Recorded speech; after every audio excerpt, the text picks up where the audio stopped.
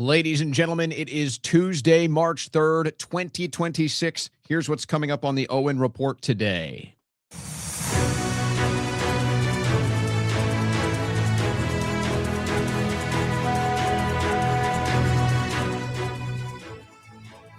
Today's show is going to be more of a presentation. And quite frankly, nobody else really does what the Owen Report does, but specifically, nobody does what we're about to do today.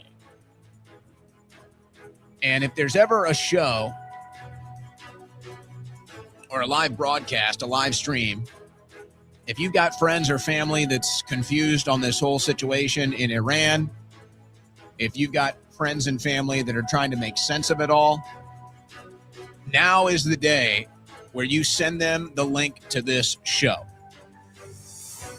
The only issue that we're going to have today is, can we get it all done in the 3-hour time slot? That's the only issue that we're going to have. But here's what we have. We've got all the different clips from all the different members of the administration, all the different individuals that are in play right now as far as this war is concerned, and as far as the propaganda surrounding this war is confirmed. Now, I will tell you, we're not going to get into the latest stuff when it comes to the different missiles and bombs and buildings on fire and all of that. Not that those details are not important, but you can find that pretty much everyone's covering that. And there's so much misinformation. There's so many people sharing old videos, using AI to create videos. We're just not even going to go there. We're going to go directly to President Trump. We're going to go directly to Marco Rubio, Speaker Johnson, Benjamin Netanyahu. We're going to go right to them, and we're going to hear what they're saying. Then we're going to take a look at the backdrop of all the different developments in the news, and we'll combine it that gives you the picture of why we're here, why our country is in the status that we're in, and why you have this total fallout from MAGA and where it goes from here. I mean, we really lay it out for you today. So we do have Trump at the Oval Office with a press conference. And then you've got all the mixed messages here. They can't decide. You know, something bad happened, and it could just be there's so many different bouncing balls that the administration just can't keep up with it anymore. But they're not even on message. The administration, the different members of the administration, the different members of Congress, the different members of the media that are carrying the water for this administration, they can't even stay on message with this thing. And so the White House is sending out these memos to Congress, to members of the media, to members of the administration of what to say and what not to say.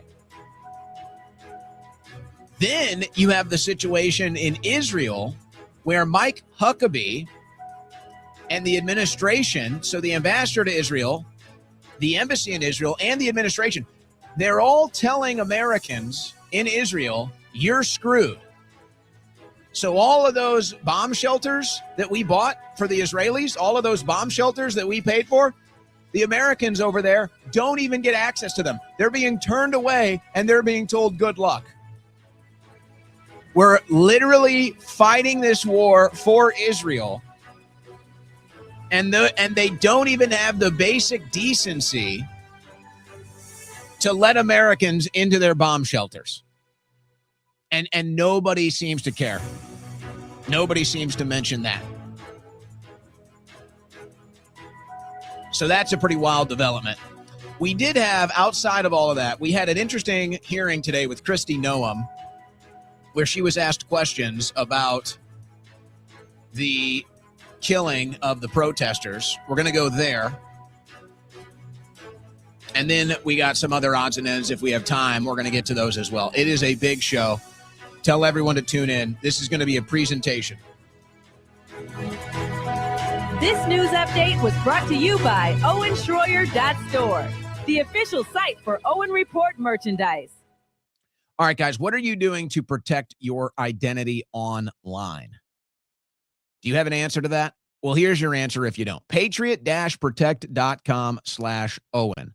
Now, unfortunately, I've actually had to go through this with the doxing and then the swatting and then the tormenting of my family. And I can tell you it's not fun. I've also had to go through it when it comes to debit card fraud. So maybe you have dealt with this before. Sometimes it's hackers that just get your private information with a phishing email or some other methods. Sometimes you just have a subscription on the internet. You pay for a service. Somebody hacks into their databases and they get your information, your passwords, your address, everything else. This is how they get access to you. And I will tell you, there's a new phenomenon happening. There was a big report that just came out how crooks are using AI, different methods with AI to deceive people and to steal their private information. Just put an end to it. Don't even take the risk. Go to patriot-protect.com/Owen. They will make sure that all of your private information on the web is gone so that hackers and crooks and criminals cannot get access to it. They cannot buy or sell it. This is what happens. This is why I choose Patriot Protect, and you should as well. Not only do they go in there and scrub the internet for all your private information that you don't want out there for people to find, they then have their systems monitoring 24/7 to make sure it ever pops up again. And in case it does, they're there to get rid of it. Right now at patriot-protect.com/Owen, you can use coupon code OWEN to get 15% off protection plans. You heard that right. Coupon code OWEN will get you 15% off all of their different protection plans. Personal protection, house, business, they got many options for you. And all you have to do is use coupon code OWEN for this listening audience, and you'll get 15% off.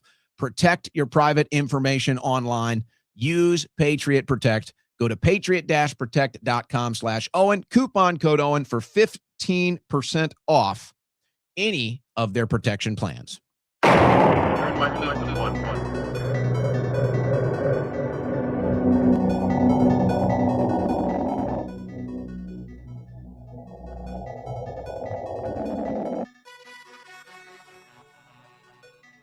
On the cutting edge of news and analysis, the Owen Report with Owen Schroyer.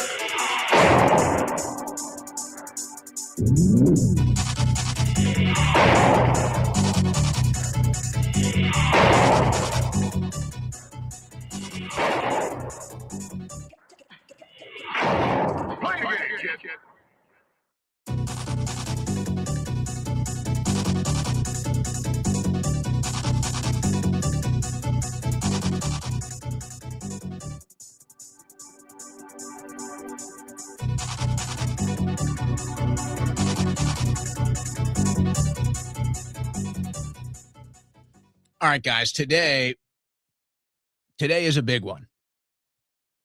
We put in a lot of work for this presentation that we're going to have on today's transmission.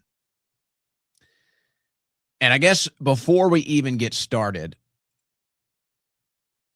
because I was going to go right to this Trump clip, but it's important for people to understand it's really just total chaos in the political media world right now. We try to cut through that chaos. We try to make sense of it all. And when it comes to the latest war in Iran, there's so much noise, there's so much misinformation, disinformation, propaganda, trolls, haters, liars, that it's hard to get a clear idea of what's going on. But when you cut through the noise and when you focus on what's actually happening, it's never been more clear. It's never been more clear what's happening, and all you have to do is go right to the source. And I think it's worth mentioning before we actually get into the content here, the American people have never been more aware of what's driving our foreign policy. They've never been more aware of it, and they've never been more sick of it. And so that's why you're seeing this amplification of propaganda and lies and confusion, because the interests, specifically the foreign interests, the special interests who are coordinating this entire thing, who are profiting off of this entire thing, they don't want you to know what's really going on. They want you to be confused and disoriented. They want you to be deceived and disinformed. It's all by design. And they're hoping that if you can even ever figure out what's going on, by the time you do, it'll be too late. And we might already be there. It looks like they've already decided what's going to happen in the Middle East. But, you know, I'm not convinced at this point that even they know how this is going to end. And there's some little signals when you read between the lines. There's some little signals that say, maybe they're not even sure how this one is going to end. And I think that the important timetable to understand, which we presented yesterday, it appears this decision was all made on New Year's Eve. I think originally the Trump administration had a 4-year timetable for this operation of regime change in Iran. And so Trump figured he had 4 years, and that would give him at least 2 years of negotiating time to try to get everything in order. And in the meantime, we were going to do mass deportations to get all potential terrorists or terror cells or foreign proxy groups out of our country. So the deal was already done. Trump cut the deal with the tech lobbyists and the Israeli lobbyists. He just wanted to be president. He just wanted to be president again. He wanted to go out as president again. I'm not sure, other than that, if he really had any values or principles or ideas heading into this administration. He was still going to be president, but it was more just a narcissistic, ego-driven, I'm not going to be a loser going out. So he cut the deal with the Israeli lobby and donors, and he said, I'll give you a regime change in Iran, fund my campaign, insert all of your digital media influencers onto social media to promote me and run pro-Trump propaganda. We saw all that. The mainstream media that was once anti-Trump, they all shifted to go pro-Trump. This was all part of the deal that he cut with the Israeli lobby. Then there's the tech lobby. This is how J.D. Vance becomes vice president. He's the tech bro vice president. Peter Thiel, Palantir, you name it, they're all connected. So now they're all getting the big contracts. They're all getting the thrust of the attention for their data centers and the power that they need to do it. They're also intertwined into the military-industrial complex. So this was the deal. They were going to fund Trump's campaign, and then they were going to line up all of their allies surrounding Trump to make sure that all their agendas were met once Trump won the election. So that's how we got here. But after the first year of this administration, it was clear that the midterms were not looking good for Republicans.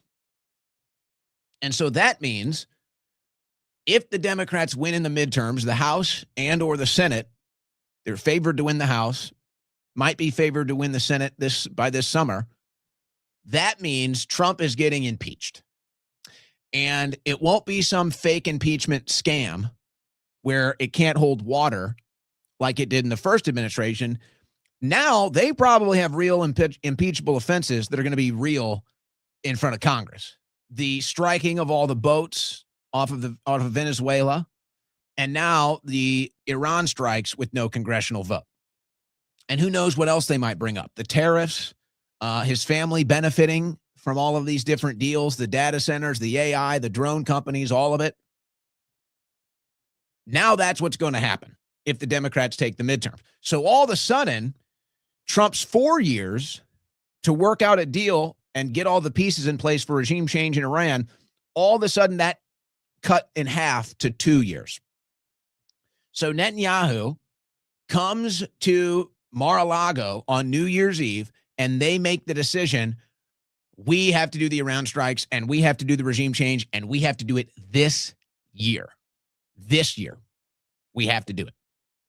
Now, as a force, because I don't think in his heart of hearts, Trump wants to do this. So there was a force of the Epstein files that also kind of forced Trump's hand into this with the drip, drip, drip before the Epstein Transparency Act was even signed in the media with the drawings and the letters. Now the Epstein files come out. Trump's name is in them. This is them pressuring him to strike Iran and do the regime change. Now that he's agreed to do it right now, they're pulling the files back. They're taking all of Trump's names out of the files. So this is the pressure tactics going back and forth. But because we were not able to properly plan in this short period of time for these strikes on our end, for America's interest, now we got a mess on our hand. We've already had at least that we know of, at least two incidents in the United States of retaliation for the Iran attacks. Right here in Austin, I believe there were 3 people that died in a mass shooting where the guy was wearing an Iranian flag and doing the Allah Akbar deal. You also have the FBI that cut a counterterrorism unit because it was the same unit that was part of an investigation into Trump. Now, you can say that was good or bad. This is just where we're at. So an entire counterterrorism unit was cut at the FBI, which specifically focused on foreign potential threats that crossed the border under the Biden administration. That was cut because they were part of investigating into Trump and his associates. You also have the situation of Americans overseas, including but not limited to Israel, where you're going to hear today where Mike Huckabee, the ambassador of Israel, and other sources are coming out and they're telling the Americans, you're screwed. Nothing we can do for you. And the Israelis don't let anyone in their bunkers that aren't Israeli. So you're an American, Chinese, Indian, whatever, you are not allowed in the bunkers. No, not even Americans. So they're stranded. So that's how we got here. It was supposed to be a 4-year plan for regime change. Trump, with the option of negotiating away from a war, got cut to 2 because the midterms are now in play. So now they're pressing the pedal to the metal. The Epstein files sped it up. The whole thing is a mess. The administration can't stay on message. The propaganda agents in the media can't stay on message. And as far as the actual military activity, the strikes, the bombings, the buildings on fire, and all the other stuff,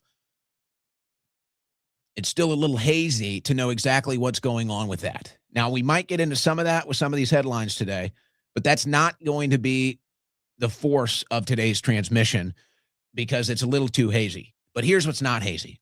What's not hazy is what was said during the campaign, and what's not hazy is what is being said and done now. This is all very clear. And this is what allows us to have a very clear picture of where foreign policy is at in this country. So let's start. Let's start with the campaign, because there's no doubt that Trump ran against this war on Iran. I am the candidate of peace. I am peace. People don't believe that. I am peace. A vote for Donald Trump is a vote for a man who wants to end wars, not start them. We do not want war with Iran. We actually want peace. The Iranians are clearly not very good at war. Perhaps they should follow President Trump's lead and give peace a chance. Kamala is campaigning with warmongers like Liz Cheney. How do you think that is? She picks Liz Cheney, whose father virtually destroyed the Middle East. You know, Liz Cheney, she talks big, oh, I want war. She always wants war. Every time I was with her in the White House, we should attack this nation, that nation, nations that people never even heard of, we should attack. She's a big, tough guy. She sits back in Washington, oh, we ought to go and attack Iran, Iraq. We're going to attack everybody. That's why I broke up with her. All she wanted to do is go to war with everybody. These war hawks, they want to draft your kids to die in wars, and they will never fight themselves. You know, we'll stay around the country for 15 years, just bomb the hell out of everybody, make everybody miserable. Nobody knows why we're there, you know, the wars that never end. These endless wars that we've been in, I've gotten us out of so many. We don't want to get into wars. We're tired of fighting. I'm the only president in the last 84 years that didn't start a war. Under Trump, we will have no more wars, no more wars, no more wars. We will have prosperity and peace. We will have prosperity and we will have peace. Remember, I'm the president of peace. They said, he will start a war. I'm not going to start a war. I'm going to stop wars. He's going to start a war. I said, no, no, no. My rhetoric is going to keep us out of wars. And that's what happened. My proudest legacy will be that of a peacemaker. That's what I want to be, a peacemaker. We will measure our success not only by the battles we win, but also by the wars that we end, and perhaps most importantly, the wars we never get into. Our president will start a war with Iran because he has absolutely no ability to negotiate. He's weak and he's ineffective. I believe that he will attack Iran sometime prior to the election because he thinks that's the only way he can get elected. Isn't it pathetic? So there's no denying that that was the campaign and that that was President Trump up to this moment in the administration. Or you might say last summer when the war drum started banging.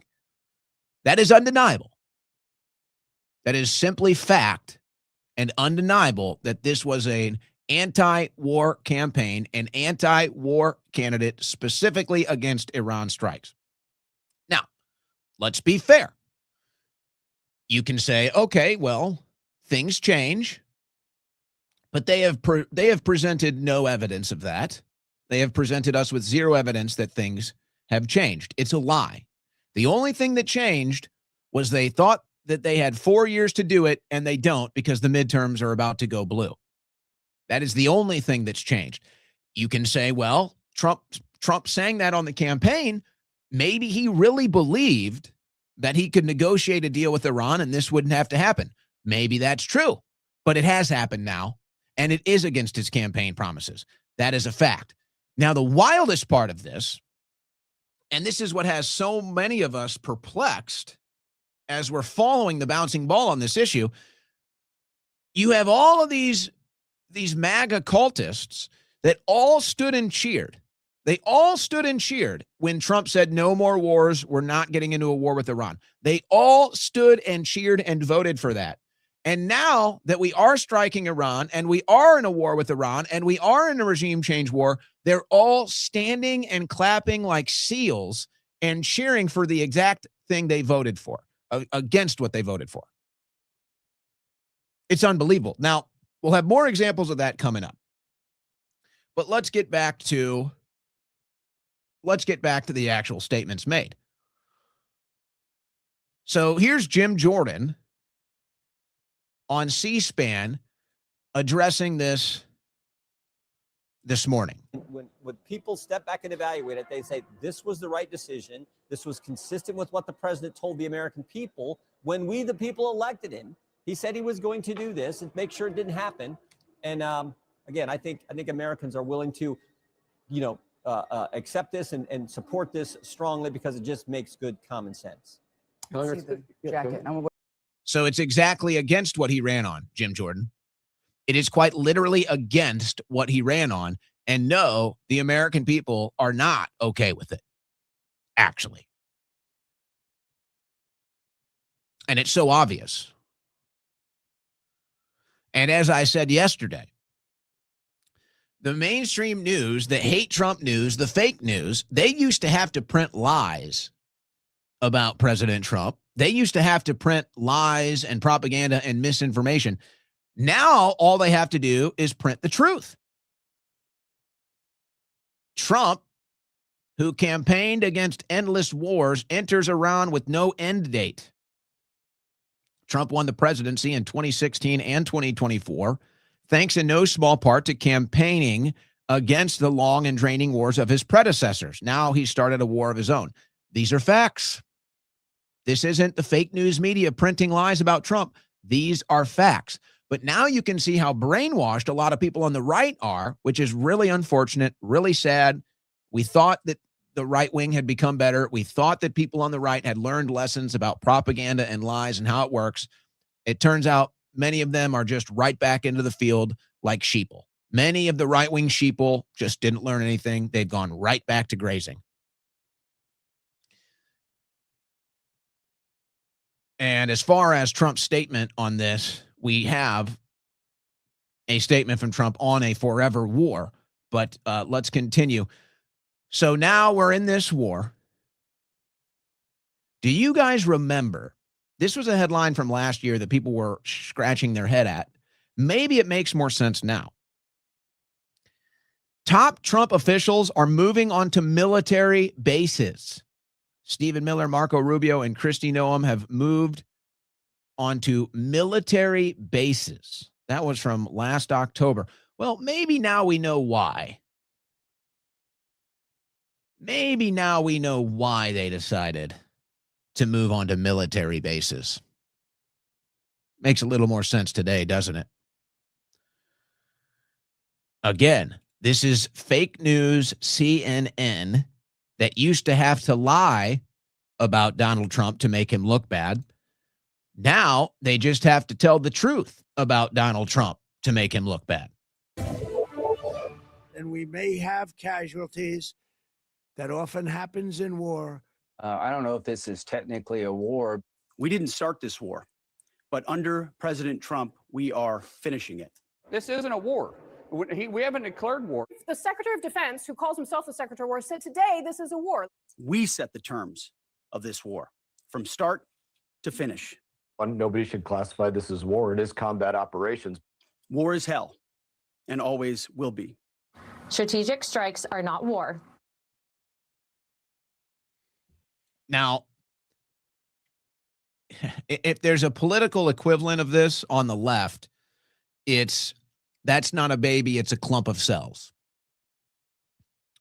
That's the political equivalent to this on the left. It's not a war, it's just some strikes. If a foreign country came here and took our president, captured our president, we'd call that a war. If a foreign country came here and bombed our capital and killed our political leadership, we'd call that a war. Or I'm sorry, was Pearl Harbor just combat strikes? Was 9/11 just combat strikes? No. If logic can't be applied universally, it's not logic, it's propaganda. This is a war. Now, this is how out of sorts the administration is on their messaging. You notice the members of Congress all said this is not a war. Now, I've got their memo. I'm going to show you their memo here in a second. They got sent the memo that said, do not call this a war. Unfortunately, that memo got read before all the members of the administration read it because they all came out and called it a war. So it's all discombobulated. Now, why don't they want you calling it a war? Well, it's obvious. If this is a war, Trump is getting impeached. If this is a war, Trump violated the U.S. Constitution. Trump violated the law of the land. No one's above the law. Trump will get impeached. If this is considered a war, which it is, Trump will get impeached because he never went to Congress for a vote to start this war. So that's why they're calling it combat strikes or strategic strikes. All propaganda. In no other circumstance would this not be considered war. In no other circumstance would these not be considered active wars. If these things were happening against our country, we would all consider it war 100%. This is a war. And it's a clown world listening to anybody deny that. Total clown world. And everybody knows when Obama did this, Republicans called for him to be impeached. If Biden did this, MAGA would be up in arms, throwing their hats, pulling their hair out of their heads at how Biden just committed a crime by not going to Congress for a vote for an act of war. And everyone knows that's true. Everyone hearing my voice knows that if Biden did this, MAGA would be calling for impeachment for starting an illegal war. And if Democrats came out and said, This isn't a war. These are combat strikes. This isn't a war. These are strategic strikes. We would all be laughing at the Democrats. We'd be ridiculing them. We'd be making fun of them. We'd be calling it propaganda. Everyone knows that's true. So if that logic applies to the Democrats, it better also apply to the Republicans. And if you don't apply it equally, you are an agent of propaganda.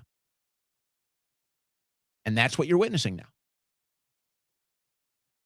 And there just so happens to be people left in this media. There just so happens to be people left in this country that don't like propaganda and don't like being lied to. And they're going to sit here and call it out no matter where it comes from. And that's why MAGA is so pissed off. They wanted all of us to fall in line. They wanted all of us to be sheeple and yes men and brainwashed cult members. And we're saying, no, we're about saving this country. That's what we're about. And if you're not about that, then you do you. But that's what we're about. So they can't stay on message about the war, and we all know why. The administration is moving too fast, so they can't keep their messaging straight. And we know why they can't call it a war, because if they do, then Trump broke the law, and he will be impeached for starting an illegal war, which is exactly what he did. Sorry, that's what happened. And he will be impeached. He will be impeached. Now, I will say, as an aside here, I wonder what is going to happen with the SAVE Act. And I wonder what is going to happen with trying to save our elections. Obviously, everybody knows our elections are rigged and they can steal elections easily. And so now, if you're the Trump administration, are you thinking about stealing the midterms? Oh, please, don't be so naive. Don't be so immature. This is the big boy table. What level of, I really wonder, they know the midterms are not looking good. So you know they're trying to do anything to try to save that. Do they really want the SAVE Act passed? And I think what's going through their head now, I think the debate is, they still believe Democrats cheat in elections. I think most common sense people agree that Democrats cheat on elections. We've seen enough evidence. We know they cheat. So I think what the Republicans are now measuring is, if we pass the SAVE Act, does that guarantee our defeat? Because in a straight up fair election, we can't win right now? So do they maybe want to push the SAVE Act back? Now, here's the other angle of this, because I don't think the Republican Party still has Trump's back. Let's be clear. I don't believe the Republican Party has Trump's back.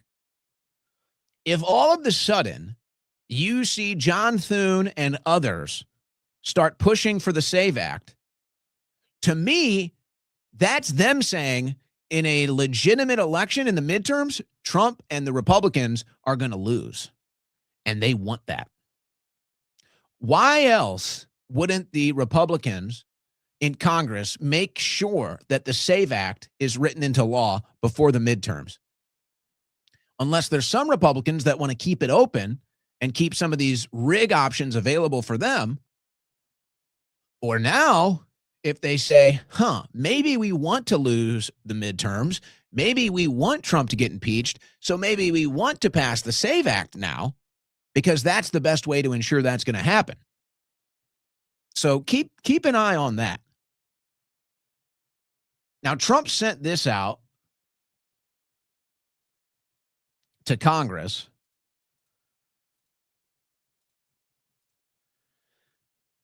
The White House has informed Congress it is not possible at this time to know the full scope and duration of military operations that may be necessary.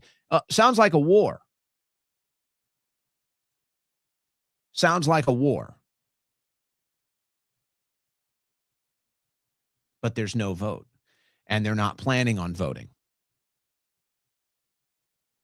And they already came out and spilled the beans that this was for Israel. They already said it, but we'll get to those clips coming up. Now, here's what the president posted on Truth Social as all of this is developing late last night. The United States munitions stockpiles have, at the medium and upper medium grade, never been higher or better. As was stated to me today, we have a virtually unlimited supply of these weapons. Wars can be fought forever and very successfully. Oh, so forever wars. Exactly what he ran against. Using just 3 supplies, which are better than other countries' finest arms, at the highest end, we have a good supply, but are not where we want to be. Much additional high-grade weaponry is stored for us in outlying countries. Sleepy Joe Biden spent all of his time and our country's money giving everything to Zelensky of Ukraine, hundreds of billions of dollars worth. And while he gave so much of the super high-end freeway, he didn't bother to replace it. Fortunately, I rebuilt the military in my first term and continue to do so. The United States is stocked and ready to win big. Thank you for your attention to this matter. Now, this is a legitimate question. Is this outright confidence propaganda projecting to the world that we can go on and fight a war forever as we have in the past?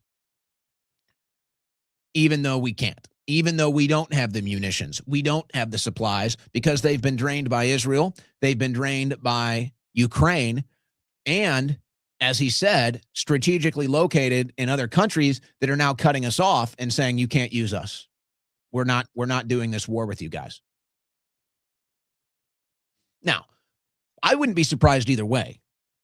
Quite frankly, I wouldn't be surprised if we do have unlimited weapons arsenals. Wouldn't surprise me. But I also wouldn't be surprised if we are actually running low.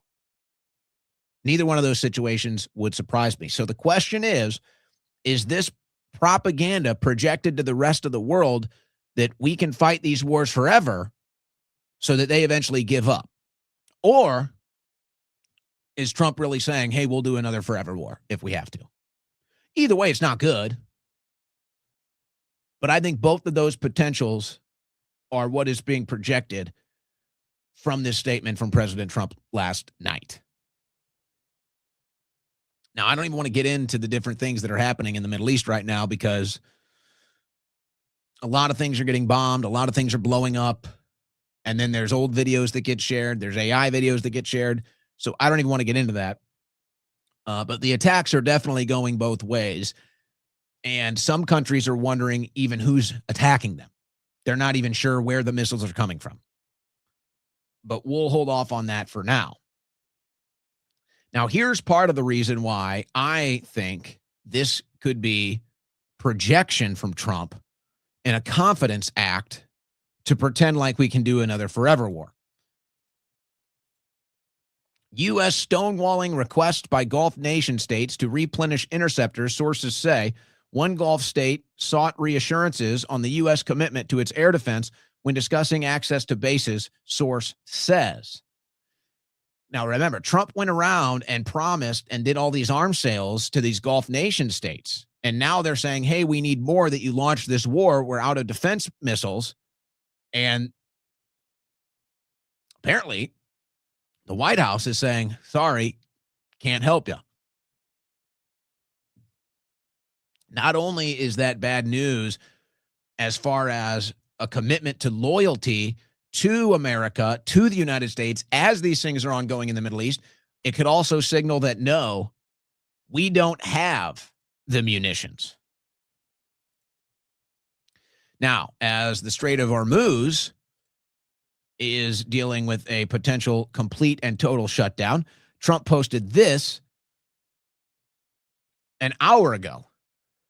Effective immediately, I have ordered the United States Development Finance Corporation to provide at a very reasonable price, so you're paying for more war in the Middle East, political risk insurance and guarantees for the financial security of all maritime trade, especially energy, traveling through the Gulf.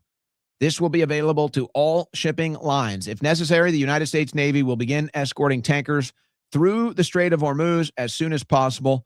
No matter what, the United States will ensure the free flow of energy to the world. Now all eyes on the Strait of Hormuz. So basically what Trump is saying is there are tankers that are refusing to go through the Gulf because they're afraid they're going to get blown up. So Trump is saying, I will insure you, we will insure the oil that if you do get blown up, you'll still get paid for it.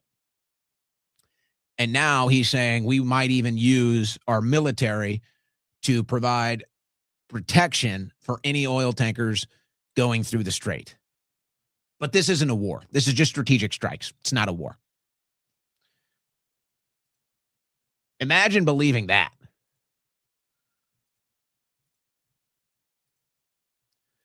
Here was the notice put out from the White House, Operation Epic Fury.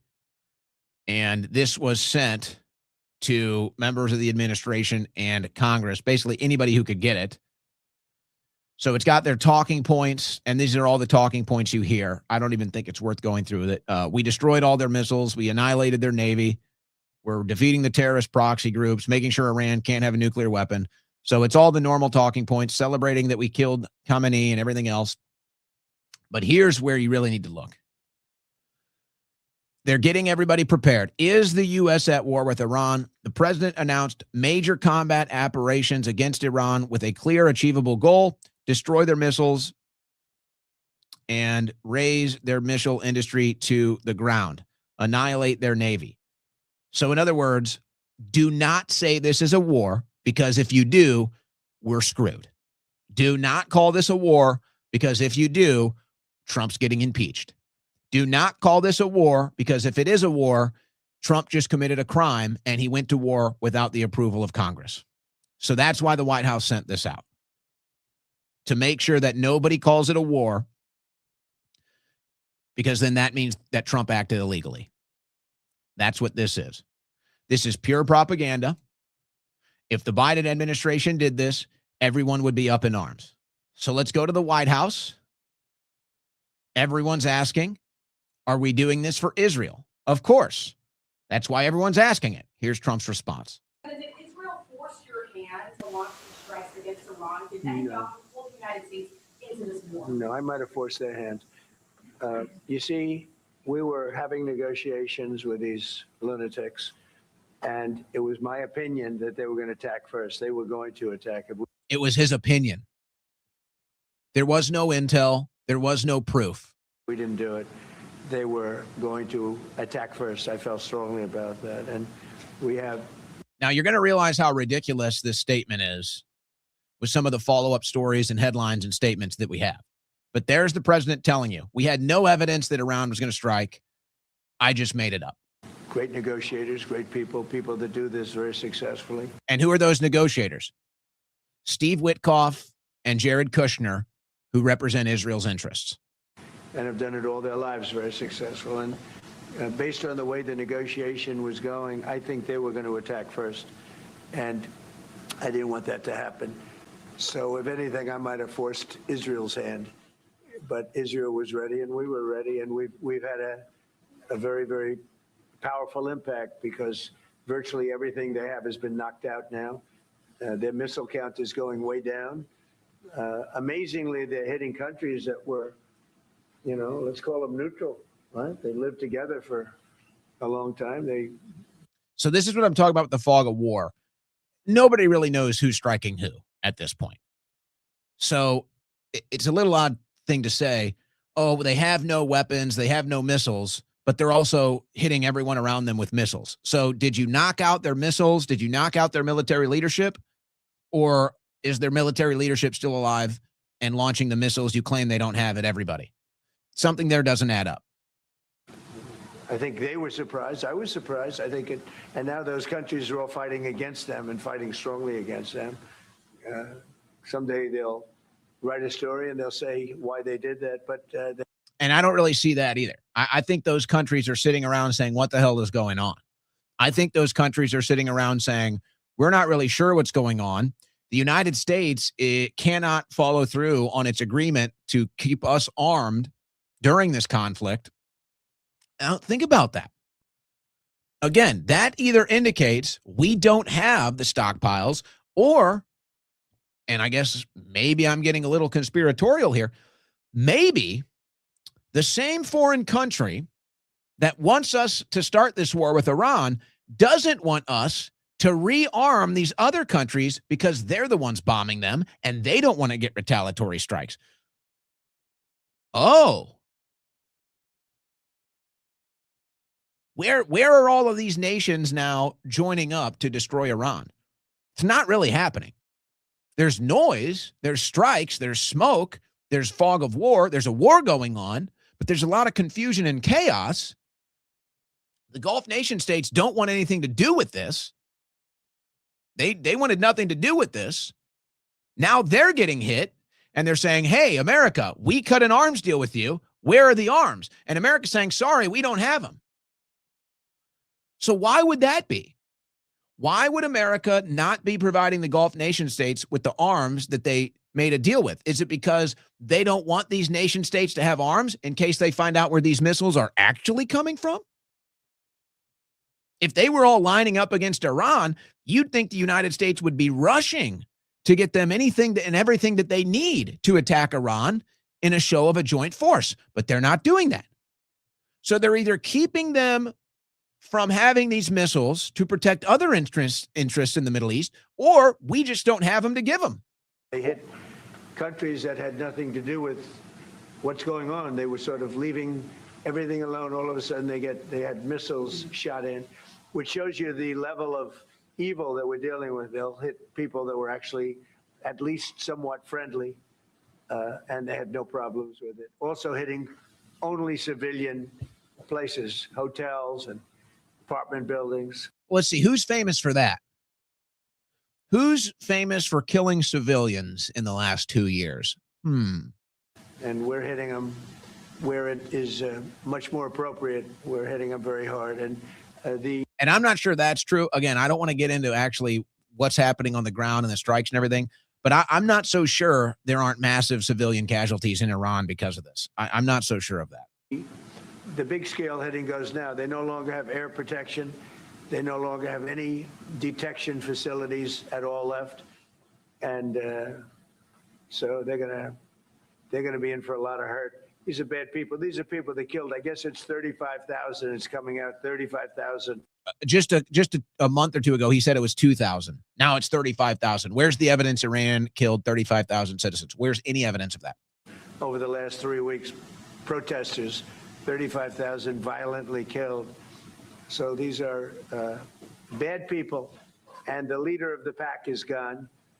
And as you know, 49 people were taken out in the first hit, and I guess there was another hit today on the new leadership, and it looks like that was pretty substantial also. So they're getting hit very hard, and we'll see what happens. A lot of people are coming forward. A lot of the people you would least suspect want to quit. They want to have immunity. They're asking for immunity, and probably at some point they'll be dropping, as you would say, laying down their guns. We'll see what happens. In the meantime, we're just continuing to go forward. Our military is the #1 in the world by far, and we are. Everything's big in my book. Venezuela was big. This is big. The original hit, Midnight Hammer, was big. Everything you view is big, but it's not considered very big by some standards, by some of our standards. We have a military like no other military that's ever been built. So in other words, folks, you're in a giant war. You're in a giant war. And all of these things are happening for the same reason in the same war. Notice how they were able to just rug pull the entire narrative on Maduro. Oh, this is to stop drugs. Oh, he's a drug dealer. And then it comes out it was all about the oil. In case we lose access in the Middle East, in case something happens in the Middle East and we can't get access to oil there, we got access to the Venezuelan oil. That's how we'll continue the oil coming in. And they admitted it. The whole thing was a lie. This is all a giant war. This is all a giant war. And I can't believe people are falling for it. People that we thought were smarter than this. People that we thought learned about how propaganda works. But no.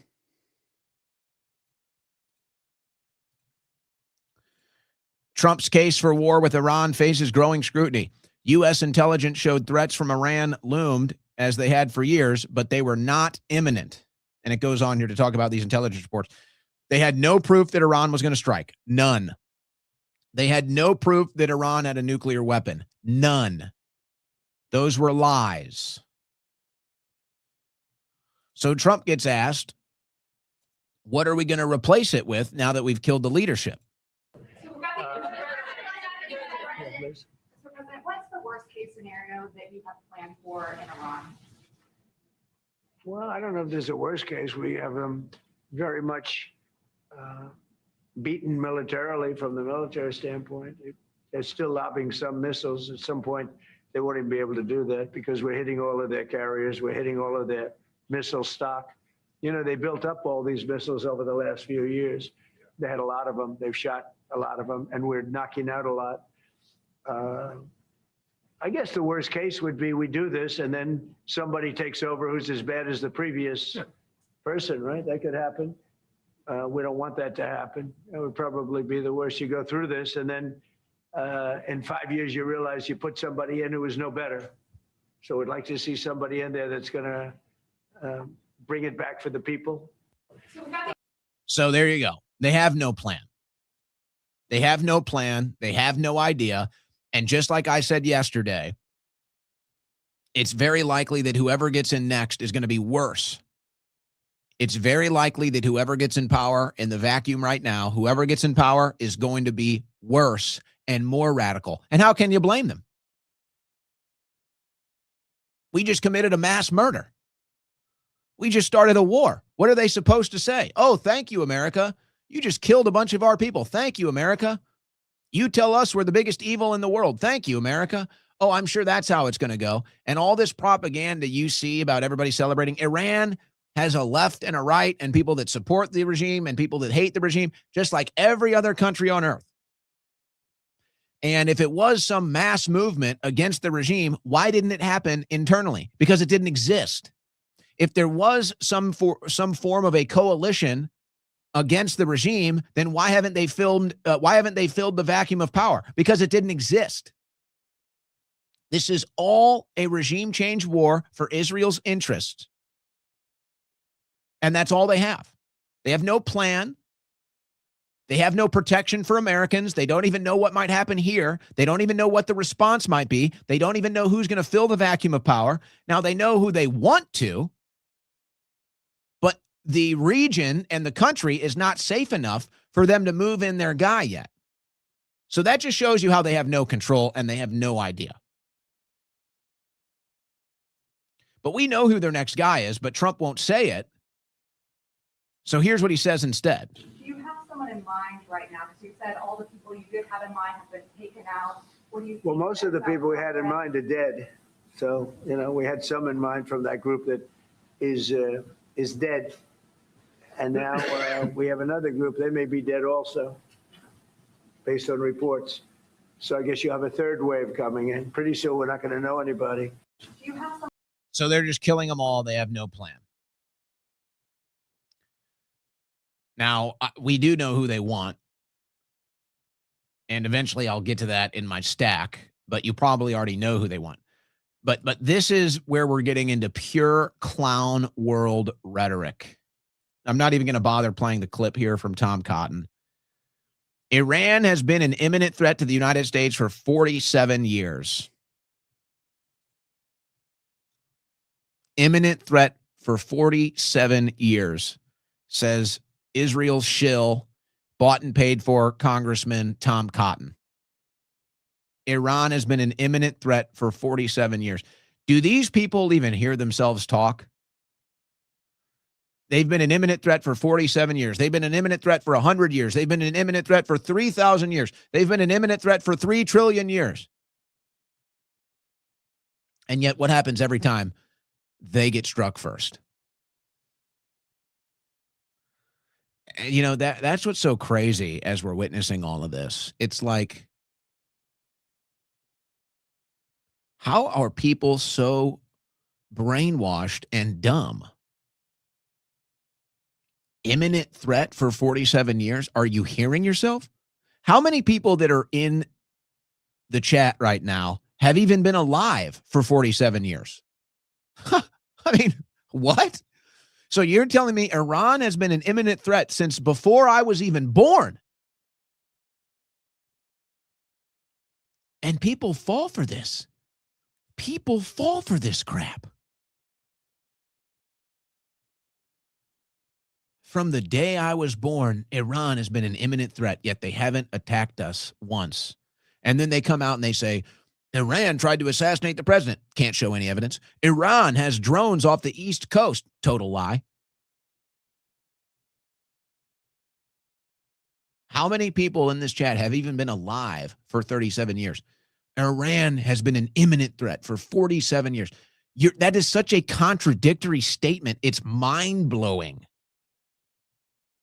Operation Midnight Hammer of a statement. That thing is so contradictory, mind-blowing. And people fall for this crap, though. So I guess that's why they say it. Now, Netanyahu. Now, Trump tells you last night to watch Fox News, Sean Hannity with Netanyahu. He put the post out promoting Netanyahu going on Hannity because Trump can't explain why we're having this war. So he's hoping Netanyahu can do it. I guess, actually, let's start with this one. Let's start with this clip first from Netanyahu.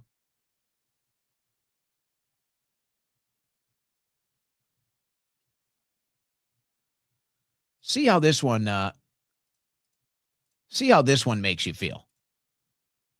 The obvious question, Hannity has to ask it, are you making America do this? Certainly Netanyahu has a very strong, prepared answer for this, right? Say, well, the prime minister of Israel dragged Donald Trump into it. And as somebody that's been friends with him over 30 years, nobody drags Donald Trump into anything, number one, but I want to get your reaction to that.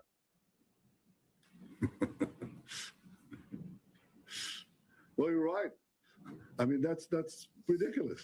Donald Trump is the strongest leader in the world. That's all he has? An evil laugh and then a gleam of Trump.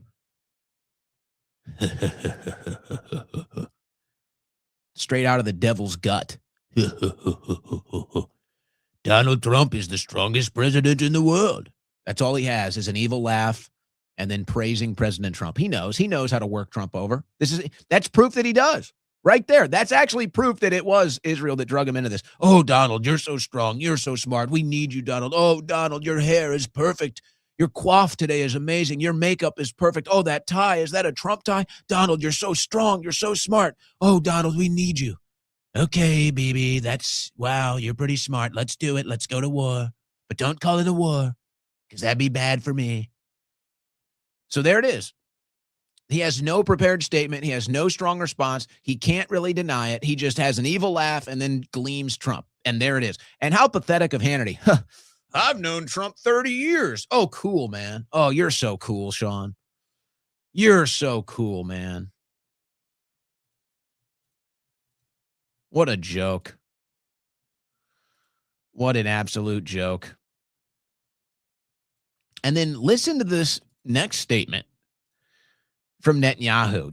It seems like this is pure projection. It seems like everything Netanyahu claims here about Iran is exactly what Israel does. Listen to this. If no action was taken now, no action could be taken in the future. And then they could target America. They could blackmail America. They could threaten us and threaten everyone in between. So action had to be taken. And you needed a resolute president like Donald J. Trump to take that action. It's unbelievable what a monster this guy is. And it's even more unbelievable that we let him run our foreign policy. And that's exactly what we do. Notice what he does again. Notice what he does. Pure projection. Oh, Iran will blackmail you. Iran will threaten you. I guarantee you that's what Israel's doing. But fine. That's a conspiracy theory. It's not like we have any evidence like the Epstein files or anything like that, or the foreign policy or anything like that. It's not like there's any evidence that Israel is the one doing the blackmailing and the threatening here. And then what does he do in his final statement? He gleams President Trump. Oh, Trump is so great. I mean, they are working Trump over like a fiddle. It's unbelievable. They figured out how to manipulate him, folks. They figured out how to manipulate Trump. That's what they did. So What are our greatest allies over there doing to protect the Americans that are in the region? We'll tell you on the other side of this break. You're listening to the Owen Report on the Win Network. All right, guys, chaos out there. And sometimes when there's chaos, you start to think about, what am I doing to prepare for an emergency? Have you thought about this? What are you doing to prepare for an emergency? Our friends at My Patriot Supply have an offer for you. This is the perfect starter pack. If you've done nothing, this is the perfect starter pack for you to start getting emergency food preparedness. The offer right now at preparewithowen.com, a 4-week emergency food kit plus a 1-week ammo can included for free. If a major disruption happened and you couldn't get to the store, how long do you think you would last with the food that's in your house right now? If it's anything less than a month, you need to check out this deal from our friends at My Patriot Supply. They're America's #1 preparedness company with over 3 million satisfied customers, and they're looking for you to be the next.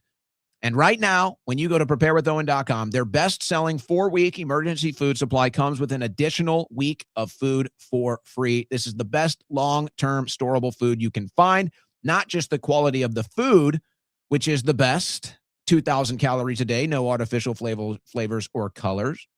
Also, it comes in the best storage container out there, ready to be stored as soon as it gets to your house. So if you're starting to think about this stuff with all the chaos going on, probably smart, probably a survival instinct. And if you've done nothing for emergency food, go to preparewithowen.com. This is the best way to just get something in there. A 4-week emergency food kit plus 1 week free. All you got to do is go to preparewithowen.com. Or if you're watching, you can see on the screen right here, there is a barcode right on the screen. Just scan that. It'll take you right to the site, and you can see everything that's in this kit. 4 weeks plus 1 for free right now at preparewithowen.com.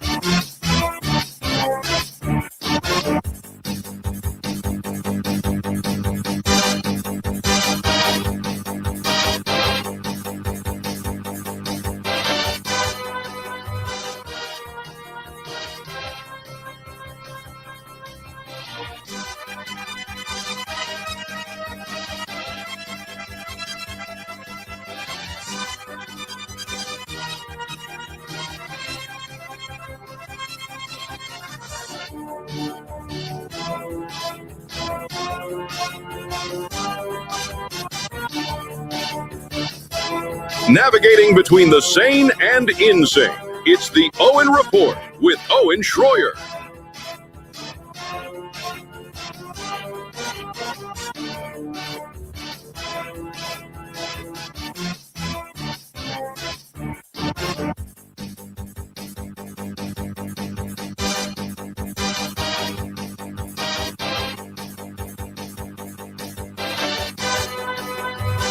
I'm having a bit of a laugh here. I can't help it. Isn't it wild, guys? I think if you're watching this show, you can probably relate. Isn't it wild to sit here and like watch our peers just get totally brainwashed, like just totally fall for all the propaganda, and then without a doubt, by definition, support foreign interests over our own? It's like, I mean, we're back, man. Clown world is back. We are in the clown world. So I'm having a laugh. The latest headline to deceive you into supporting this unpopular foreign policy. Lunatics, crazy people are in charge of Iran. They can't have a nuke. I'm sitting here like, isn't this what we've been saying about America's leadership? Like, isn't that the entire purpose of MAGA, is that our leaders are insane? Like, have we done anything about our insane leaders? In fact, it would appear that the entire global leadership is insane. Do we remember COVID and the lockdowns and everything? Like, they're all insane. All of the global leaders are insane. It's like that was the thrust of MAGA. Get these people off our backs. And now it just seems Trump is one of them. And I even get the psychology of Trump. I even get the psychology of why he's decided to join them. I'm not going to go into that again today. We got into that in depth yesterday. So it's like, I understand. So from Trump's perspective, whatever, he says, screw you. But from your perspective, from the American people's perspective, like, why are you letting these people cuck you? Why are you letting these people enslave you? Why are you letting these people brainwash you? You need to do better. I thought you were better than that. Oh, the leadership in Iran is insane. Didn't we just see the Epstein files? Are we going to pretend like our leaders aren't insane? Didn't we just have a stolen election? Didn't we just have a COVID lockdown and masks and vaccines? Didn't we just go $40 trillion into debt? Didn't we just do trans kids surgeries? Oh, right. Forget about all of that. We are doing regime change war for Israel, so we ignore all of the stuff from the past and pretend we don't care anymore. MAGA. But isn't it wild, guys? Isn't it? Honestly, it is crazy. Crazy. And we're seeing them crash out, by the way. I've got some of that coming up. We've got some of that coming up. So surely, though, our greatest allies out there in the Middle East, Israel, surely they're making sure that Americans are taken care of as all of this is going on and all of the Israelis are running to their bomb shelters. Oh, no, that's right. The Americans are being denied into the bomb shelters. So we're literally putting like our entire country at risk for Israel. We've essentially been slaves for Israel's interest for our entire lives. And they can't even give us the basic decency of letting us into their bomb shelters. They can't even let their slaves into the bomb shelters. That's how little they care about us. We can't even get a little room. It's like Jesus all over again. There's no room at the end for us. It's like, yeah, we know we basically steal all of your money and use your military for our interests, but sorry, no room in the bunker for you, goy. Multiple U.S. embassies are telling Americans they cannot evacuate or help them out of the Middle East. There was no plan. Trump completely abandoned you. Your greatest ally, Israel, says, screw you. And your greatest favorite president says, sorry, no plan for you. Good luck. And they just take this. They just take it. Here's some statements from the embassy. The embassy in Israel, security alert. As a result of the current security situation throughout the region, the U.S. Embassy has directed that all U.S. government employees and their family members continue to shelter in place, not in a bomb shelter, not at the embassy, near their residences until further notice. You might get bombed, but it's all for the good cause. It's all for Israel. Oh, well, Israel's in the bomb shelters. Can we go down there? No, you're a goy. The U.S. Embassy is not in a position at this time to evacuate, or directly assist Americans in departing Israel. Yeah. Yeah, and now you know why. Ben Shapiro is in America. Mark Levin is in America. Laura Loomer is in America. Josh Hammer is in America. Now you know why they're all in America and not in their favorite country, Israel. Now you know. Here's a statement from Huckabee. For Americans who are currently in Israel, I want to share this thorough but long update on options for departing. There are very limited options, so it's really not that long. As of now, the best is utilizing Israel's Ministry of Tourism shuttle bus to Egypt. Get on a shuttle bus to Egypt, slave. And getting flights from there or going to Cairo for flights back to the U.S. I will give details of that option below. We are getting a lot of requests regarding evacuating from Israel from American citizens who are currently in Israel or who have family here. Sorry, slave. Sorry, goy. We just started a war, and we didn't even consider you at all. We don't care about you. You stupid slave. You stupid peasant. You stupid goyim. Good luck. Maybe you can catch a shuttle bus. Hop on the slave bus back to Egypt. But, Ambassador, there's plenty of room at the embassy. Yeah, not for you, goy. But, Ambassador, all the Israelis are going to bomb shelters. Yeah, those aren't for the slaves. Those are for the slave masters. Don't you get it? You want to hear from this? You want to hear from this absolute cuck, Mike Huckabee? You want to hear from this absolute traitor? Greetings to. Here's his statement. Greetings to all U.S. citizens who might be in Israel right now.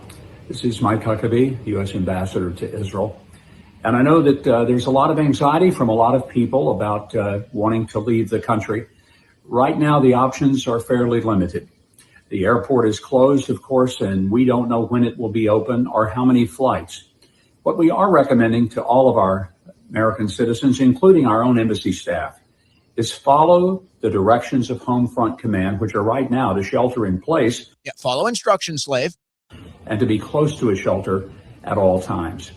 Follow the alerts. If you hear the siren, make sure you take cover. Yeah. That's the best thing you can do. I'm sorry. It's so bad. I'm laughing.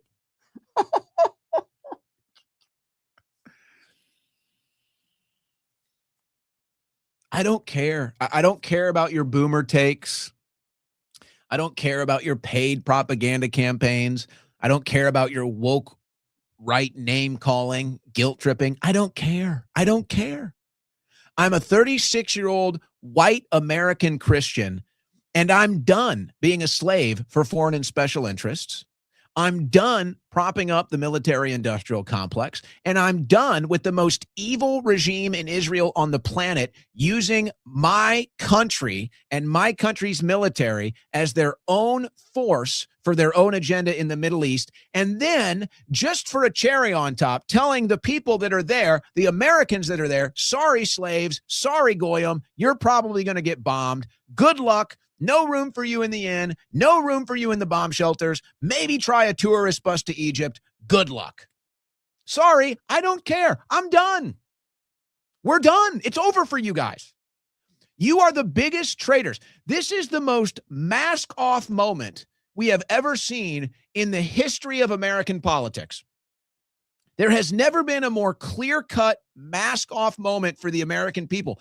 And that's why it's so crazy to watch the sellouts and the traitors not even back down, not even try.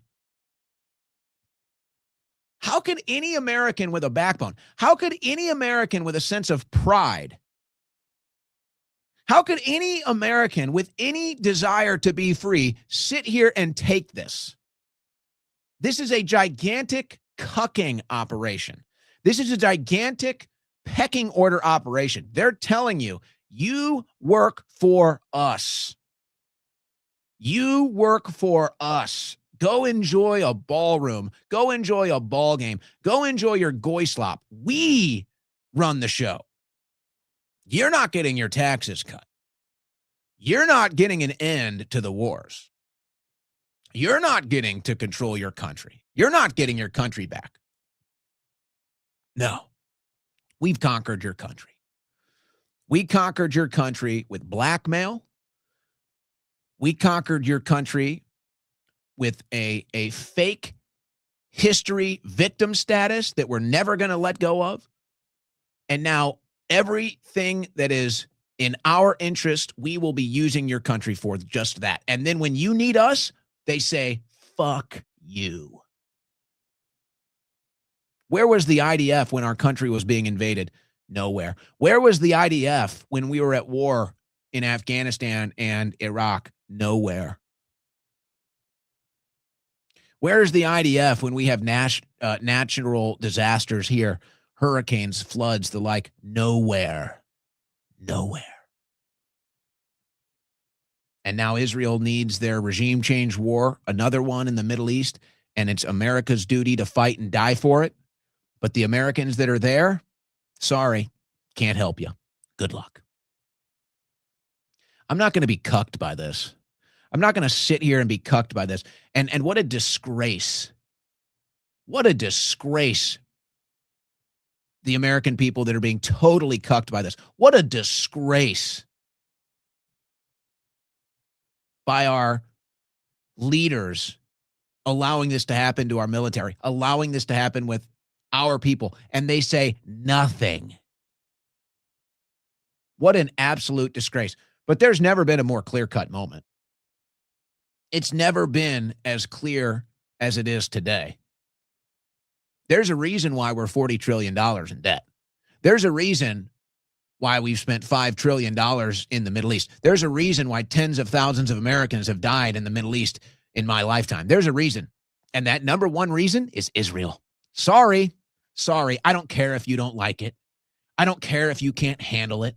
I don't care if you want to deny it. I don't care. We're done. It's so obvious now. And anyone that wants to deny it, you're the one that looks like a clown. You're the one that looks like an idiot. You're the one that is a cuck and a slave, not me, not us. We're done.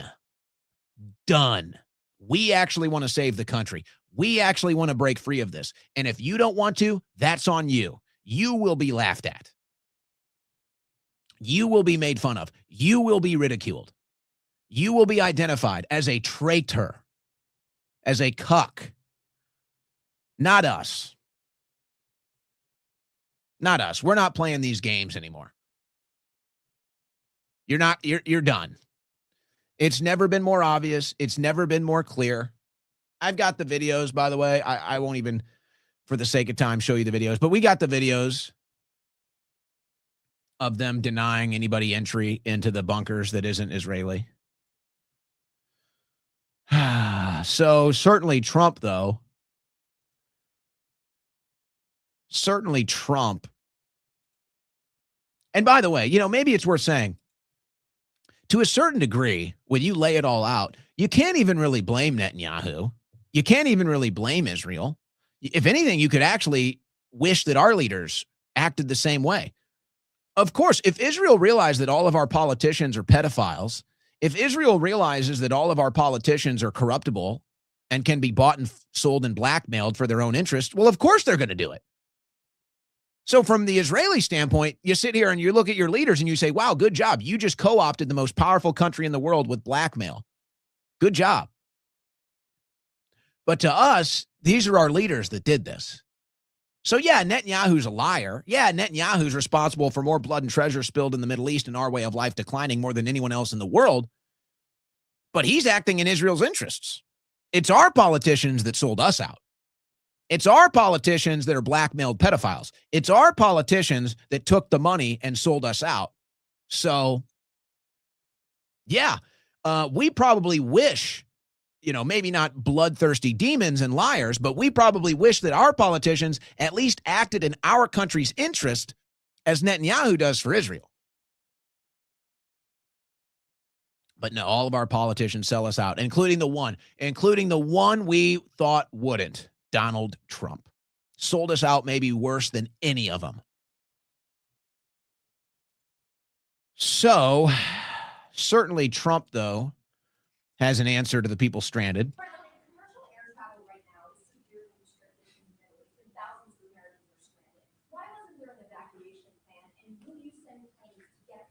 Well, because it happened all very quickly. We thought, and I thought maybe more so than most, I could ask Marco, but I thought we were going to have a situation where we were going to be attacked.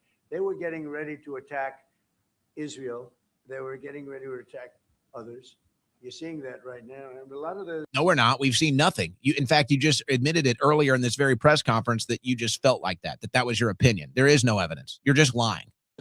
missiles that are hitting in, those are stationary. Those were aimed there for a long period of time at these other countries.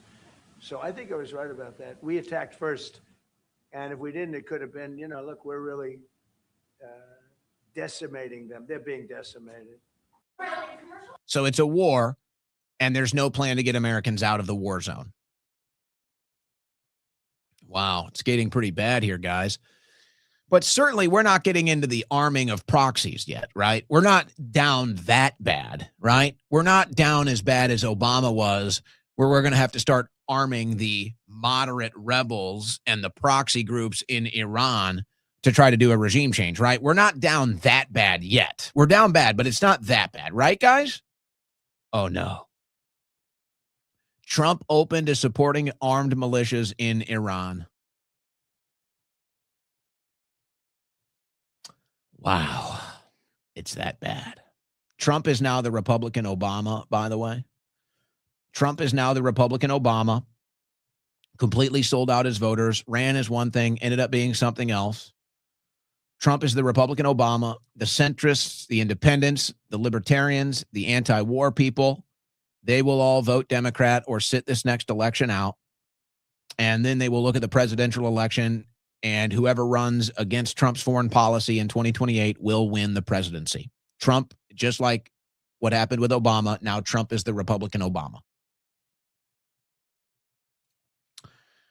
To almost a perfect degree. Now, here's a theory I wanted to read. I want to know what you think about this. Made me think a little bit from Just Jack. Marco Rubio is many things, but he's no fool. He didn't inadvertently let it slip yesterday that Israel was calling the shots. It was intentional. He emphasized it multiple times. He knew it would make Trump look weak and not in control. He did it anyway. Why? Now, his conclusion is he knows Bibi has too much sway over Trump, and it is dangerous to American lives and interests. This one has me thinking. Now, there's one train of thought that Marco Rubio is a fool. He's a bubble boy. He's a bathhouse bubble boy. So you could say that. Let's throw that out. He did say it. He did emphasize it. That is true.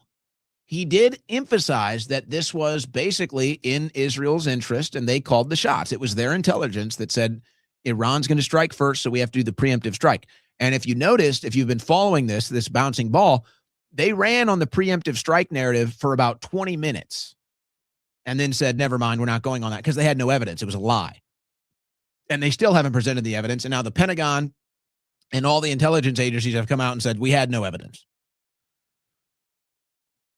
But let's say there is some sort of a side here with Rubio and Trump.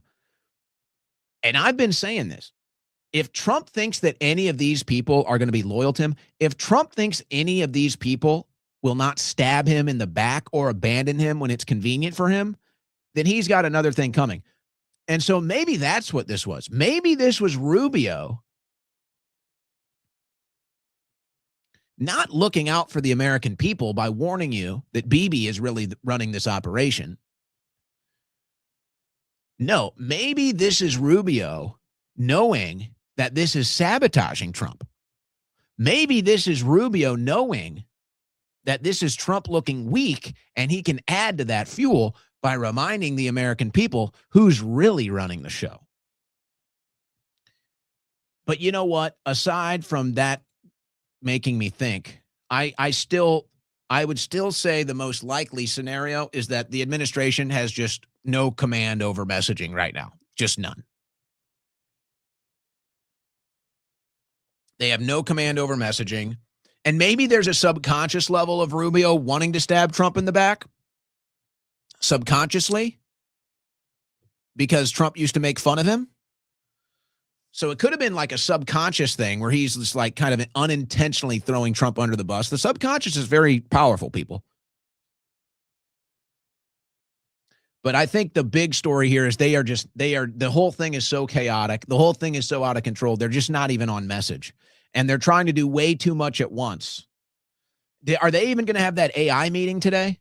What's going on with that? That was kind of a big deal, by the way. Is that happening today? You know, how Trump was going to make these AI companies that are going to suck our energy system and our water supply dry, and he was going to make them at least power their own facilities. Anything with that today, or are we just canceling that, or are we just forgetting about that? They're just trying to do too much. And they're prioritizing special and foreign interests over the American people, and I just don't think they're on message, guys. Now, this is who they really want to be the new leader of Iran. It's been obvious. Reza Pahlavi. They've just confirmed he'll be speaking at CPAC because, of course, this is how they keep the cuck conservatives. This is how they keep the foreign loyalist, Israel loyalist conservatives on the plantation. So they're going to present you the guy that they plan on putting into power there. But you say, well, why haven't they done it yet? Well, because it's too violent. It's too chaotic. They don't know what's going to go on. And if they do try to put him in now, he probably wouldn't last. He probably wouldn't last. He'd be overthrown. He'd be kicked out if he would even live through it. So they're just kind of waiting for the chaos in Iran to settle, see where the dust settles, see who even survives. And they're going to it looks like they just want to let Iran just fire everything off is what they're hoping. They don't care how many people die. They don't care who it hits, when it hits them, where it hits them.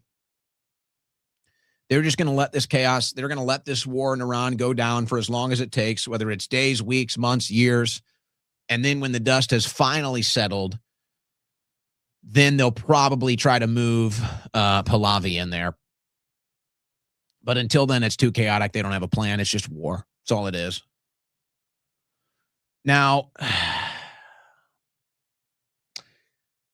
you know, if you've been listening to me for years now, but specifically on the Owen Report for the last 5 months, that I have been telling you about these paid influence campaigns and these digital influence campaigns and how a lot of these people on the MAGA side are now just basically commercial. They're just commercials for MAGA, for Trump, whatever. So this is all starting to come out. And I don't mean to put this one guy on blast, but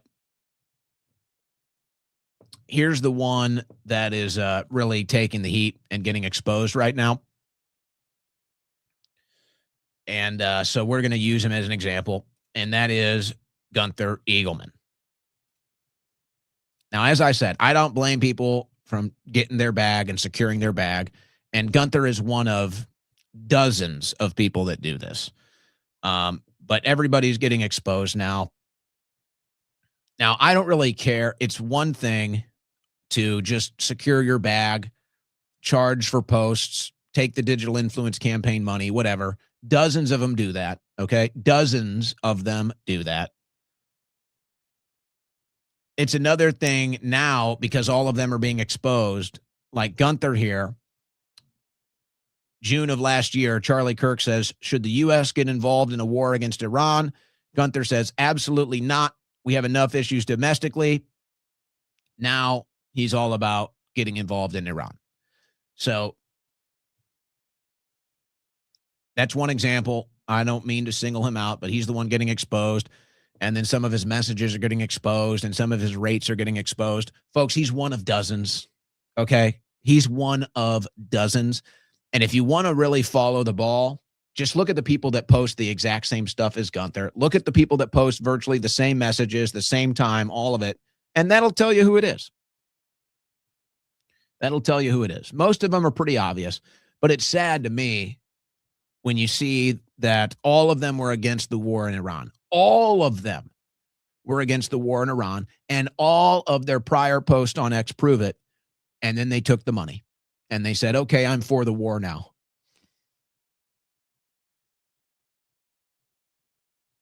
It's sad. It's sad, man. It's sad just looking at all these sellouts in our movement. And again, I don't blame you. You want to secure your bag? Fine. Secure your bag. You want to sell out? Fine. But it's like, it gets a little different when we're talking about war and people's lives at risk. That, to me, that's where you draw the line. You want to post political propaganda for a campaign. You want to post political propaganda for an item here, an agenda here, a stock deal here. It's like, all right. But when you do a complete about face on war and Americans' lives and foreign policy, that's where you really cross the line to me. And all of them have been exposed. All of them have been exposed.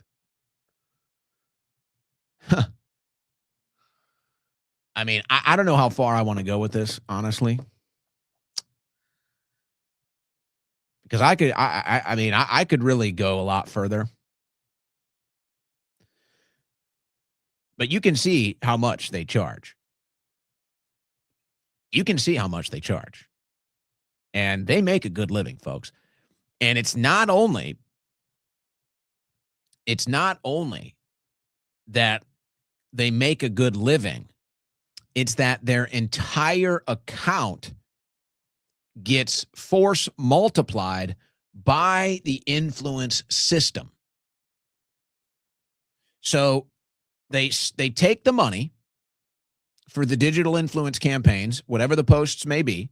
They take the money, but then they're all part of this force multiplying system, maybe even botted. I don't know, maybe botted.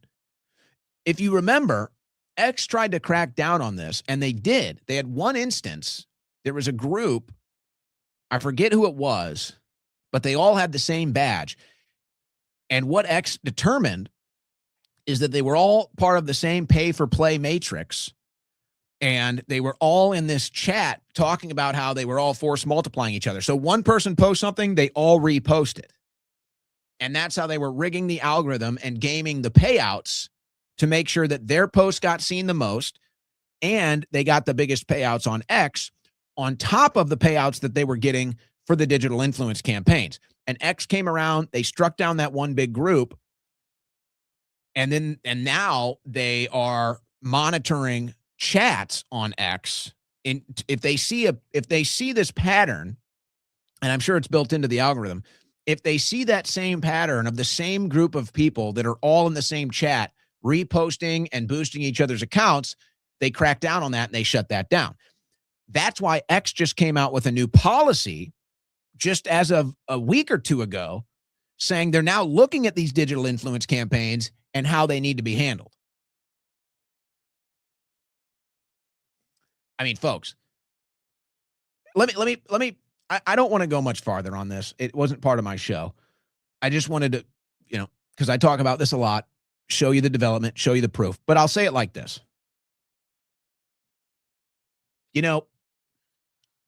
Every once in a while, we'll have a technical issue here, or somebody will complain about sound or something like that. And in the big scheme of things, it's not something I really sweat over. I'd love to have the most high-tech systems, believe me. I do have a long-term vision to eventually build another studio and up the quality of everything and have better technology and everything. But right now, it's just me. I run this whole thing. I built this whole thing. It's just me. And I mean, you're getting the most bang for the buck possible here, guys. But yeah, I could take the money. I could probably make 4 or 5 times what I'm making by selling out and have a big fancy studio and have a producer and have none of the tech issues. But I don't want to do that. That's why I don't sweat for one single second when we have a tech issue here and I maybe have to troubleshoot something live on air or go into the gremlin system and clear out the gremlins. I'm proud of that because it reminds me that I never sold out. So when you see these other people out there and you're like, how do they live? How are they making a living? They don't really do anything. They just post on social media. That's all they do. Exactly. That's how they make their living. Their entire social media account is for sale.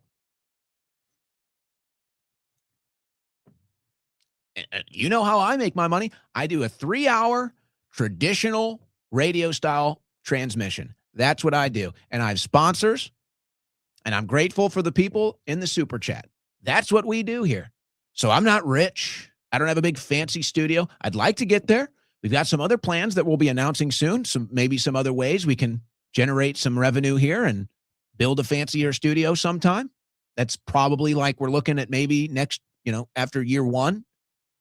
We're about to hit our 6-year goals. We already did. I'm very grateful for that. But when you're seeing this stuff, you're like, how do these people, what do they do for a living? Their entire social media is for sale. That's it. That's it. They have no values, they have no principles, and they all sold out overnight for money. And Gunther just happens to be the one guy who I guess somebody leaked some of his text or whatever. There's dozens of them, guys. Dozens. They're all part of these groups.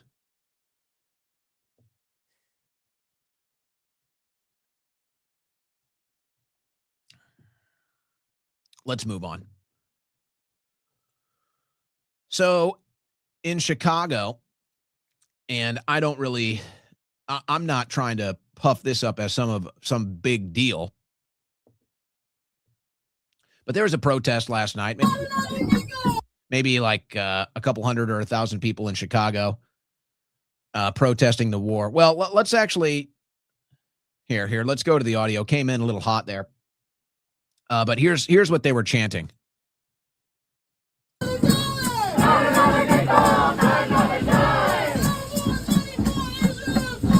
No more money for Israel's crime. Not another nickel, not another dime.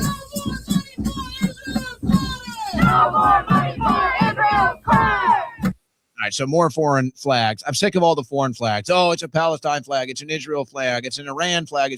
I'm sick of the foreign flags. So I'm not making some fuss over the protest, but it is ongoing. And as I have been predicting, the Democrats are going to run on this. They are going to run on the anti-Israel platform. It is going to happen. And now we're seeing it begin. You had Gavin Newsom at a press conference. Why did we help Israel kill little girls? At a press conference yesterday. And you had Mark Warner coming out and calling out the administration that there was a lie, and the only reason we're doing these strikes is for Israel. I'm telling you guys, they're going to run on this, and they're going to win. And I mean, look,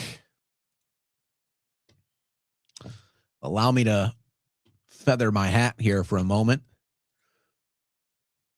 Did we not call that first? Did we not tell you that a year ago, that this is exactly where it was going to go? Did I not tell you that, even from the old studios I used to work at, that this was where the next election cycles were going? All right. Just saying. Never doubt me, folks. Never doubt me. Never doubt me.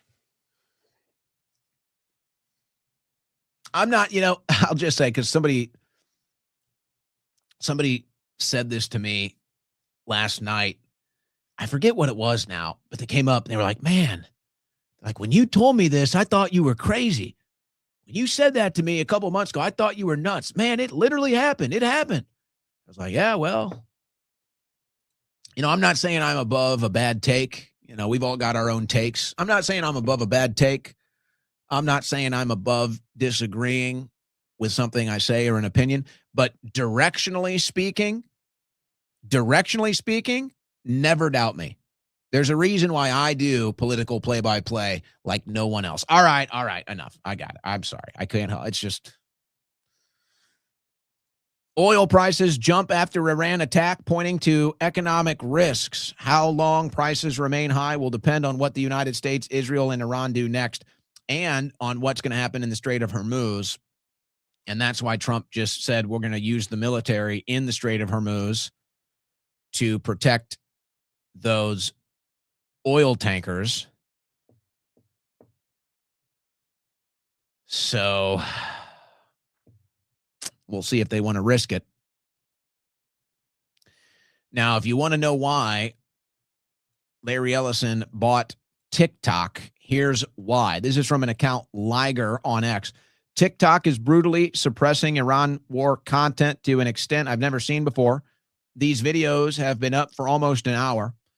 I have 376,000 followers, and they only have less than 100 views combined. So they're 100%. The Ellisons are censoring TikTok for Israel's interests. That's why they bought it, so that they could have that censorship before this war kicked off. That's why it happened. And everybody knew it, but now the proof is out. And we're experiencing something similar. We do have a TikTok account. It's not too big. The social media girl runs it, maybe 15,000 or so followers last I checked. Every once in a while we have a video that hits. But it was growing, and then the Ellisons took over TikTok and just basically shut it off. All of our stuff gets basically clamped down on now, all of our geopolitics. So it's just not really a big issue for me, but we are considering what we're going to do with that as far as where we want to kind of direct social media in that future. And I've just kind of said, well, just keep posting and I'll just deal with it later. Now, here's more on that. Alexandra Lanes. So far, from what I've noticed on my accounts, X is opposed to this war and Instagram is all for it. It's quite comical to see, though, the people who have been anti-war the past few years suddenly became pro-war and see no issue with sacrificing our service members for other countries. She is also married to, I don't know if her husband is former military or active duty, because she's actually been around for a bit. She was kind of more politically active some years ago, and then she got married, and I don't know, she might have had kids or something, but, you know, she was very, very socially media active, got married, kind of set it down for a while. And so she's kind of back here. But aside from her specifically, the reason why X has the anti-war content and nowhere else is because X is the only one that's not majorly censored. That's just the truth. I'm not claiming X is perfect. I'm not claiming it doesn't have its problems and its gremlins, and there might be some interest there to keep them things at bay. But for generally speaking, X is the only platform that is not censored like that. And that's why the most anti-war voices are on X. That's what's happening.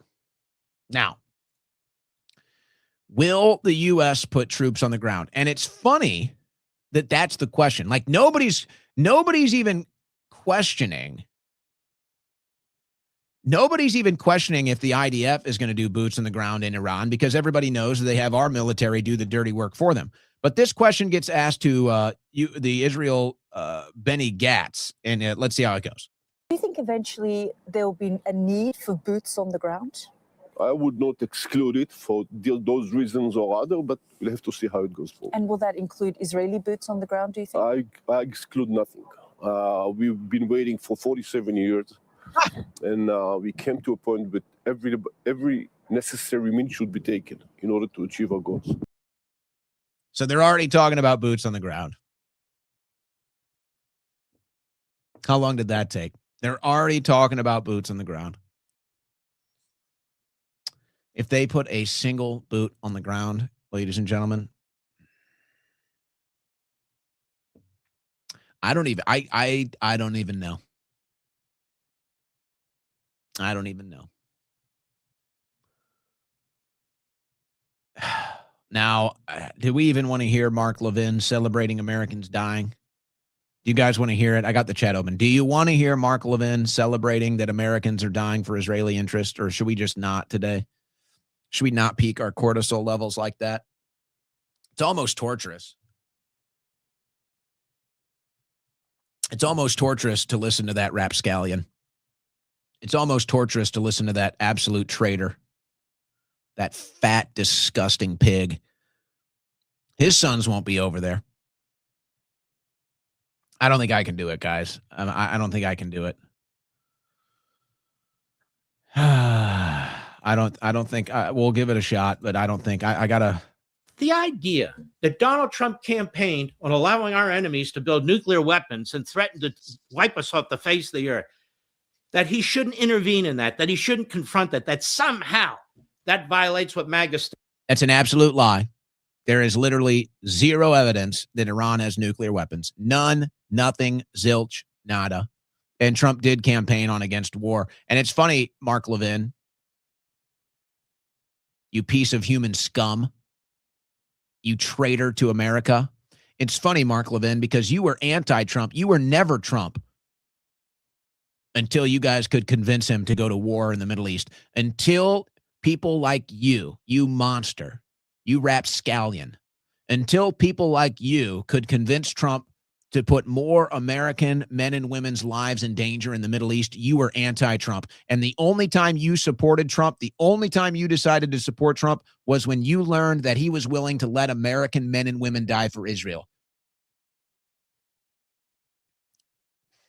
Stands for is so idiotic, is so stupid. And yet they push this agenda. He's broken his campaign promises. No, he hasn't. He used the military more than any president in history. I don't know if that's true or not, but he certainly has used it very wisely, hasn't he? Yeah, for Israel's interest. That's why you're happy. We didn't have any casualties in Venezuela. Servicemen and women were crippled severely. And now we learn why we did Israeli. Now we know why we did the Venezuela job too for Israeli interests. So more Americans crippled for Israel. Yeah, we know why you're happy. Unfortunately, every casualty is very sad. Oh, yes. Oh, he's so sad, obviously, guys. He's so distraught over it. And it affects a family. And that's why you don't send your family. And we don't like the fact that we lose any red-blooded Americans. You love the fact we lose red-blooded Americans because you hate red-blooded Americans. You think they're all racists inherently because of their DNA being white. You're not fooling anybody here, Mark Levin. But the battle against Iranian... There it is. Oh, we're so sad for the families, and there's going to be American lives lost. Oh, it's so bad. But it's totally worth it. Iranian regime, the purpose is to protect the American people, protect our armed forces, protect the homeland. Protect our armed forces by sending them to war for foreign interest. Protect our homeland from putting our military on the other side of the planet. Unbelievable foreign propaganda campaign you're running here, Mark, but you're not fooling anybody. Help our allies. Protect tens of thousands of people from being slaughtered who've been slaughtered. Look at this shaking rat. Look at this shaking little rapscallion. He knows he's a liar. Look at him. He knows he's an absolute dirty rat liar and that everyone is on to him now. And he's up there shaking. He's up there shaking in his studio because he knows he's been exposed. He's up there shaking because he knows everyone looks at him as a liar. Look at this weak little invertebrate right here. Look at this weak little spineless shit. I can't do it. I'm sorry. I shouldn't have done it. I shouldn't have done it. But here you go, Mark. Atomic Agency says no proof of Iran weapons program. The head of the UN's nuclear watchdog says inspectors have found no evidence of a coordinated Iranian program to build nuclear weapons, despite Israel and U.S. claims. There is no evidence. There has never been any evidence. If there was, Israel would have presented it. It doesn't exist. Now,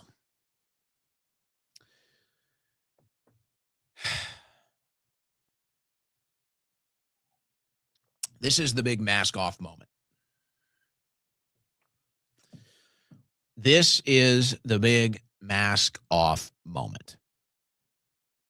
So they've realized now they've lost the narrative and they have lost the general population. Most people now in America no longer view Israel as an ally. Most people in America no longer sympathize with Israeli interests. In fact, for the first time ever in American polls, more Americans sympathize with Palestinian interests than Israeli interests. And it's never been more clear cut that, yes, our military is used for Israel's interests, not America's interest, Israel's interest. Our military, our servicemen and women have been bought and sold by our politicians to serve foreign and special interests. Everyone knows it now. So now that the cat's out of the bag, now that it's more clear than ever, they're trying to find a new way to keep you on the plantation. They're trying to find a new way to keep you underfoot and to keep you supporting the foreign and special interests now that it can't be denied anymore. So Megyn Kelly calls this out on her show. And there is an absolute crash out. Now, I'll play the clip, but this is what they're saying in response. Well, I'll tell you what. Let's go to the Megyn Kelly clip first. Let's pull this up. Of divisions over what we've done here, and people are going to change their minds over the coming days and weeks, one way or the other. But my own feeling is no one should have to die for a foreign country. I don't think those 4 service members died for the United States. I think they died for Iran or for Israel. I think I understand how this helps Iran perfectly well. I get it. I mean, I hope. Long term, we'll see. But they seem rather jubilant. 80% of the country does not support the Ayatollah. He was a terrible, terrible man. No one's crying that he's dead. No normal person. But our government's job is not to look out for Iran or for Israel. It's to look out for us. And this feels very much to me like it is clearly Israel's war. Mark Levin wanted it. It's his war. Ben Shapiro, Lindsey Graham, Miriam Adelson. That's obvious. They're the ones who've been pushing us into this. Now, what in that 60-second clip that does she say that it would be controversial or even untrue? Everything that she says there is incontrovertible and true. Where's the controversy? I guess the controversy would be, oh, we don't believe it's for Israel or Iran's interest, and yet that's where the direction is every time. That's where the rhetoric is every time. So they can't deny that this is the fact. So look at the attack. This is unbelievable. Graham Allen. No matter your feelings about what's happening in Iran, this is a horrific take and a slap in the face to our brave warfighters who paid with their lives doing what our country asked of them. Megyn Kelly should retract and apologize immediately. Well, hold on a second. Notice how he completely avoids the actual subject at hand. Notice how he completely avoids the actual claim that Megyn Kelly made. Do you know why he avoids it? Because he can't deny it, because it's true. So here we are. So we've accepted now, as a country, we have accepted that our military is used for foreign interest, specifically and most obviously Israel. So wait a second.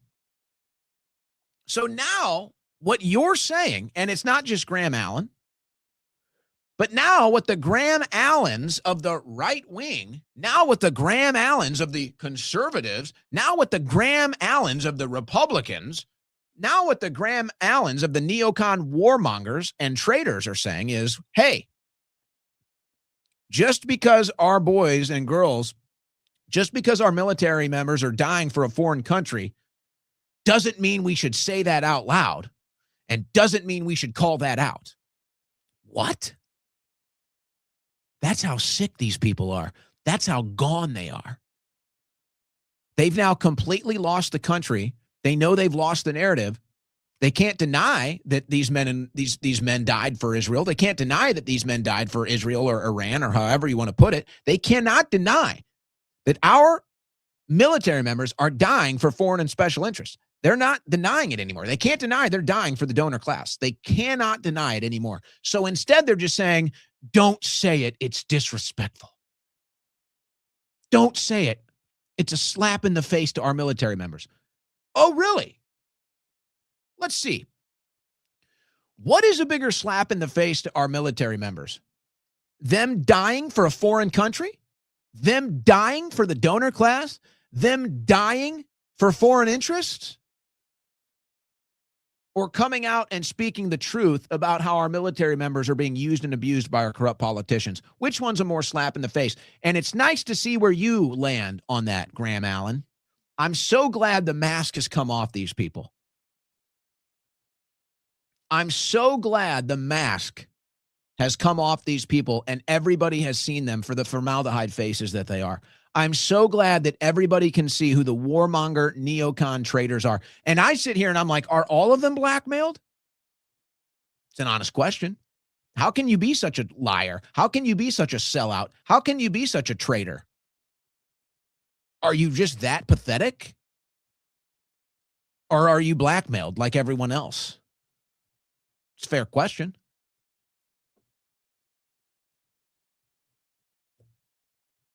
How do you explain that? So they can't deny it's in Israel's interest. Here's another one. Bill Mitchell. Protecting Israel is America first. If you can't grasp something so obvious, I'm not going to waste my breath trying to explain it to you. So again, they've lost the narrative. It's over.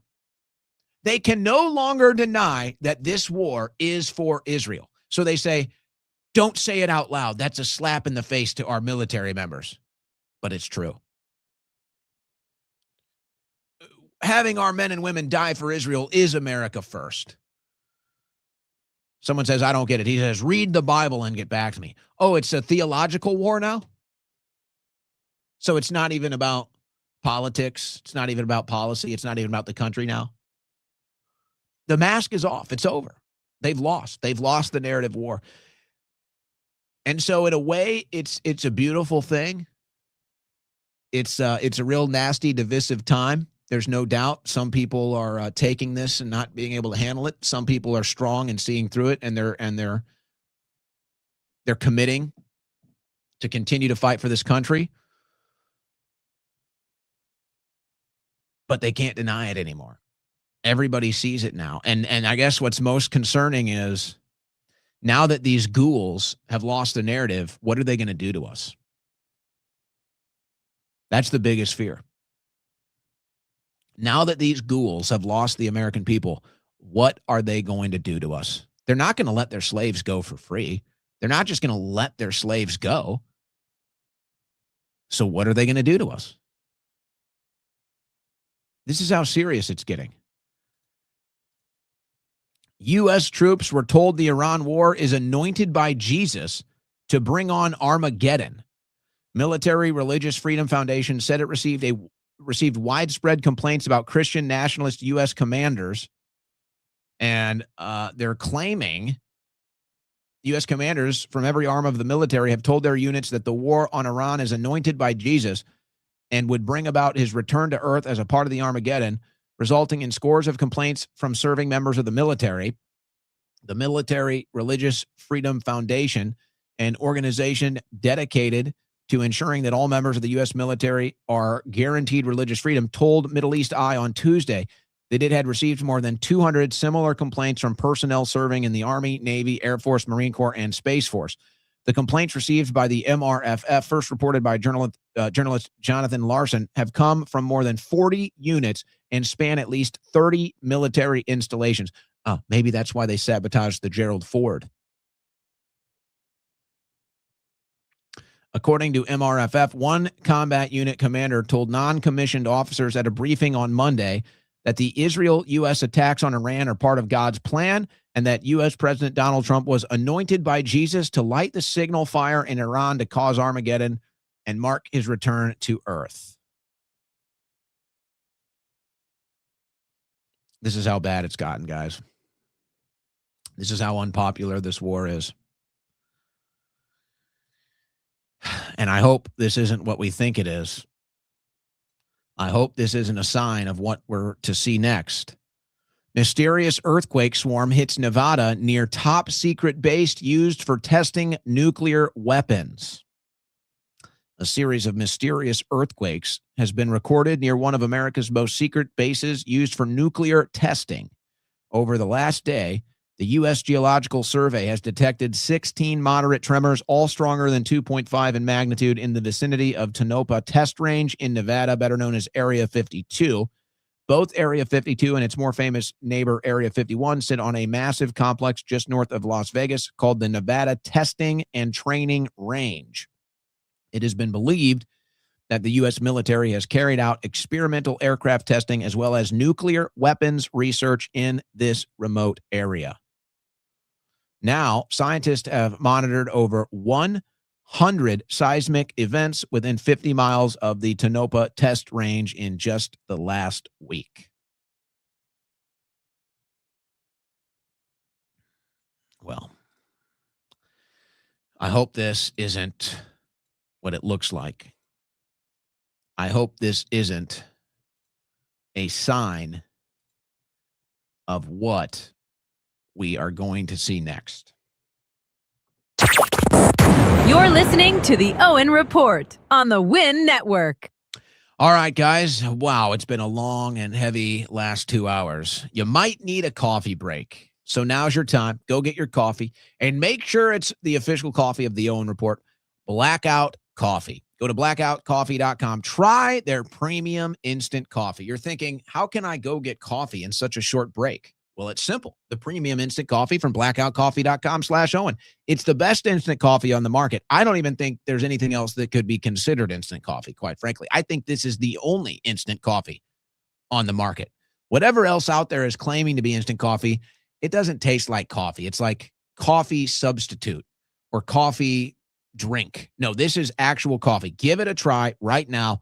Premium instant coffee. If you're a coffee drinker, doesn't that sound great? Who doesn't want premium instant coffee? I'm telling you, you'll become a fan just like I have. So quick, so convenient, full flavored, everything you want out of a cup of coffee instantly. Instantly. Of course, they've got their bags. They've got whole bean. They've got ground, light roast, medium roast, dark roast.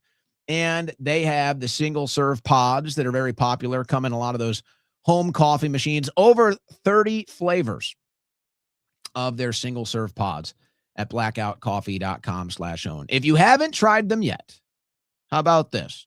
20% off your first order with coupon code Owen. How about it? The official coffee of the Owen Report. We want to offer you 20% off your first order at blackoutcoffee.com with coupon code Owen at checkout. Give them a try. They'll become your household coffee, just like they've become the official coffee of the Owen Report.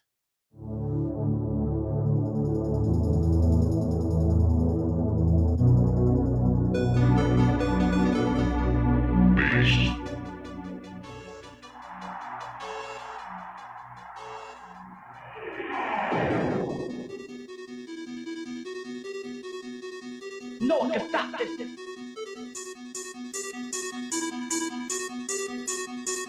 No one can stop this.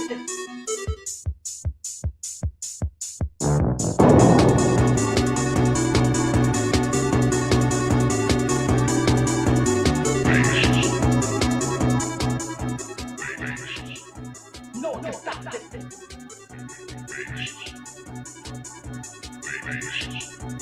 No one can stop this.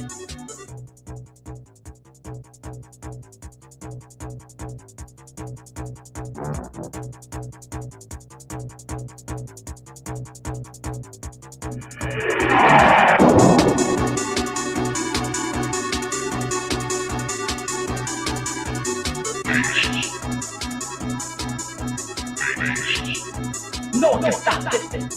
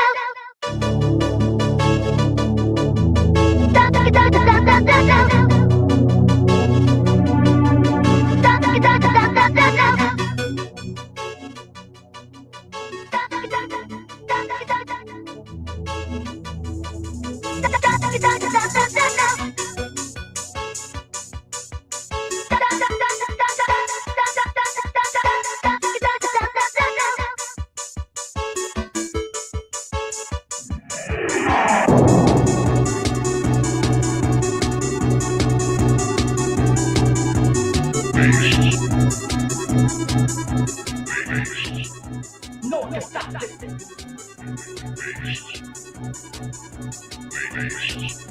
No te estate.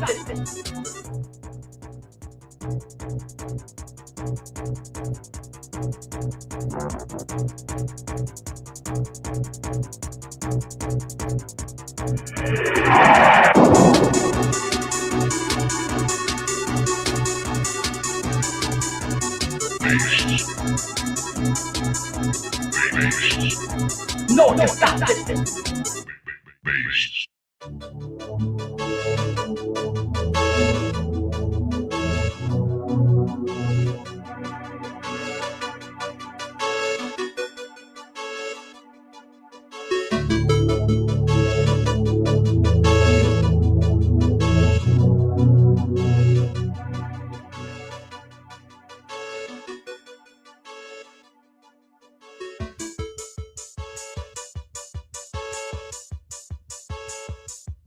It's the fastest 3 hours on the internet. It's the Owen Report with Owen Schroyer.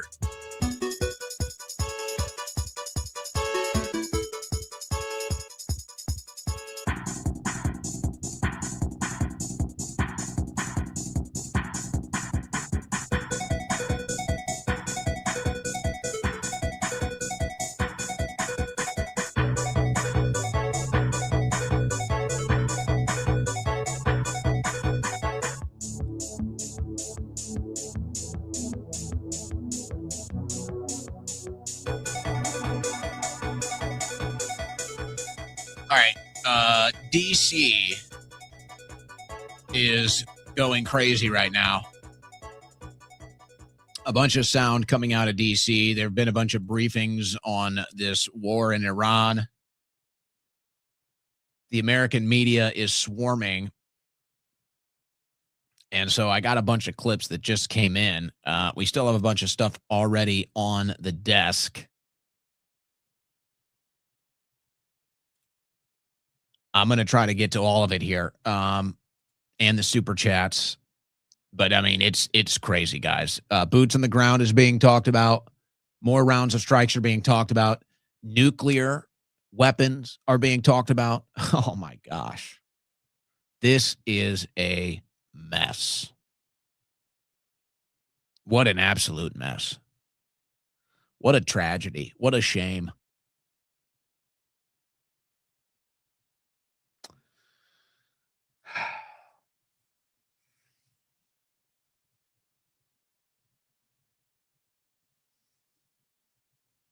And this is why it's so frustrating.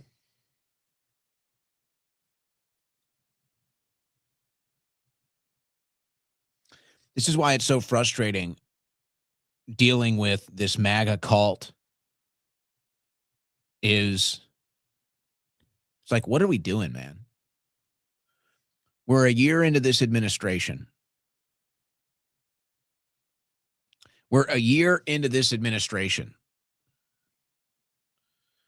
And what are we doing?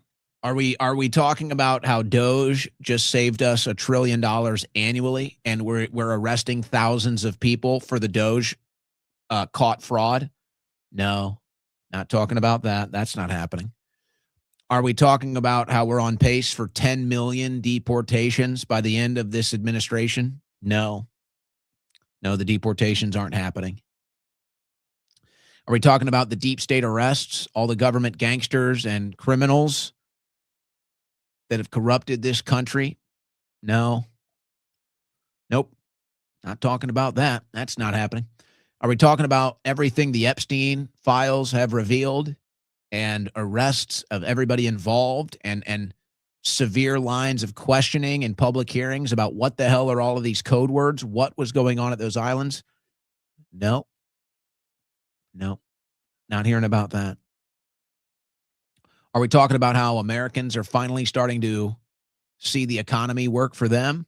Are we talking about how Americans are getting out of debt? Are we talking about how the price of production is going down, the cost of living is going down? No, not talking about that. That's not happening. Are we talking about how we were once paying 33% of the money we make in taxes, and now it's down into the single digits? No, that's not happening. Nope. Instead, here we are a year into this administration, and we're talking about more war, more foreign wars, more regime change wars. Who knows what's going to happen? And this administration is maybe the most corrupt of all of them, has betrayed its voters and sold us out unlike anything I've ever seen in my life. And you Trump cultists and you MAGA cultists are going to sit there and gaslight us like it's not happening. And you're going to sit there like the cucks that you are and say, oh, this is great. This is what I voted for. This is MAGA. This is America first. It's unreal. It's unreal. So, hey, I mean, I've already accepted. It's like the best outcome we have, honestly, the best potential outcome for us now is that we at least have a country in 2030. It's like that is the most positive outcome I see right now, is that we at least have a country in 2030 that maybe we can get a political leader in there that's not going to sell us out. Maybe we can get a political leader in there that's not going to betray everybody and betray the country and its voters and lie to us all the time. It's like maybe.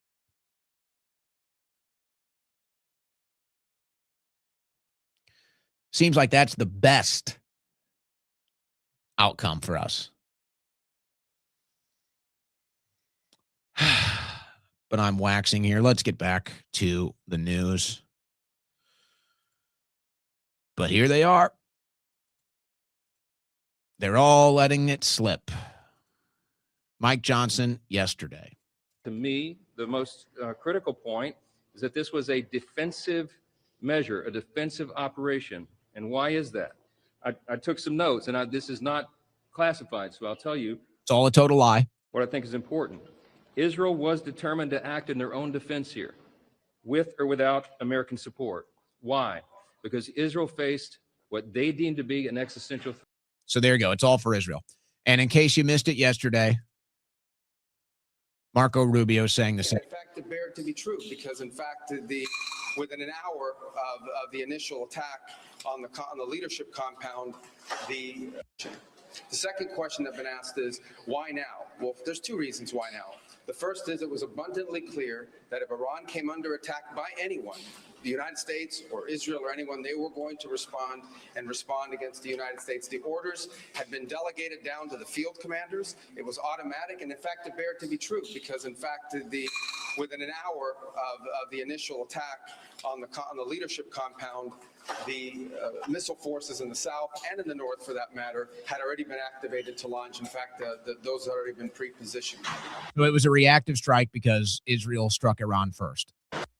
The third is the assessment that was made that if we stood and waited for that attack to come first before we hit them, we would suffer much higher casualties. And so the president made the very wise decision.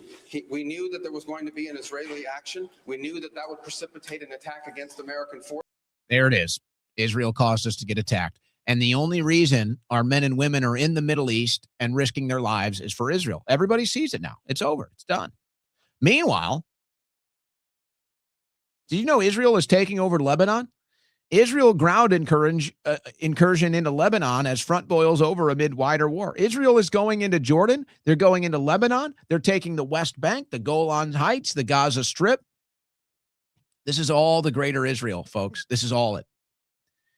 These psychotics that are using their religion as an excuse to kill and murder and conquer as much as they possibly can. And they have deceived American Christians into thinking that it's their holy war too. That's what it is. So now the world is responding.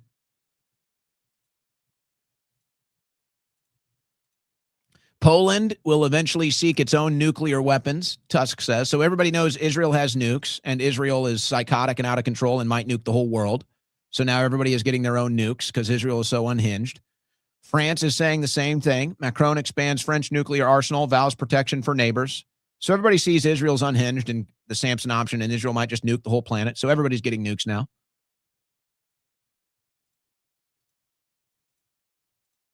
Doubting U.S. resolve, Europe looks to bolster its own nuclear arsenal. I told you guys, Europe's not going to be in this war with us. I told you. I told you they're not interested. They're not going to risk their people for Israel. Not like our cuck leaders. Not like our spineless leaders.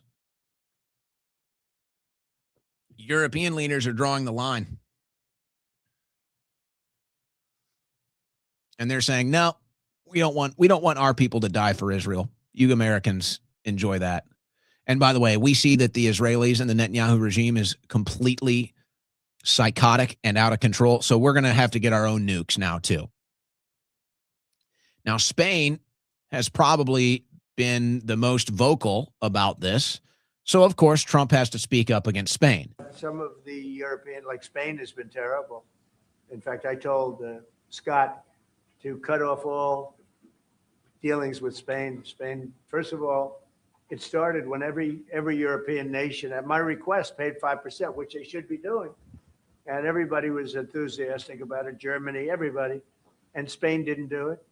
And now Spain actually said that we can't use their bases. And that's all right. We could use their base if we want. We could just fly in and use it.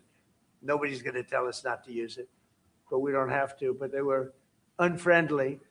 And so I told him, we don't want to. Spain has absolutely nothing that we need other than great people. They have great people, but they don't have great leadership.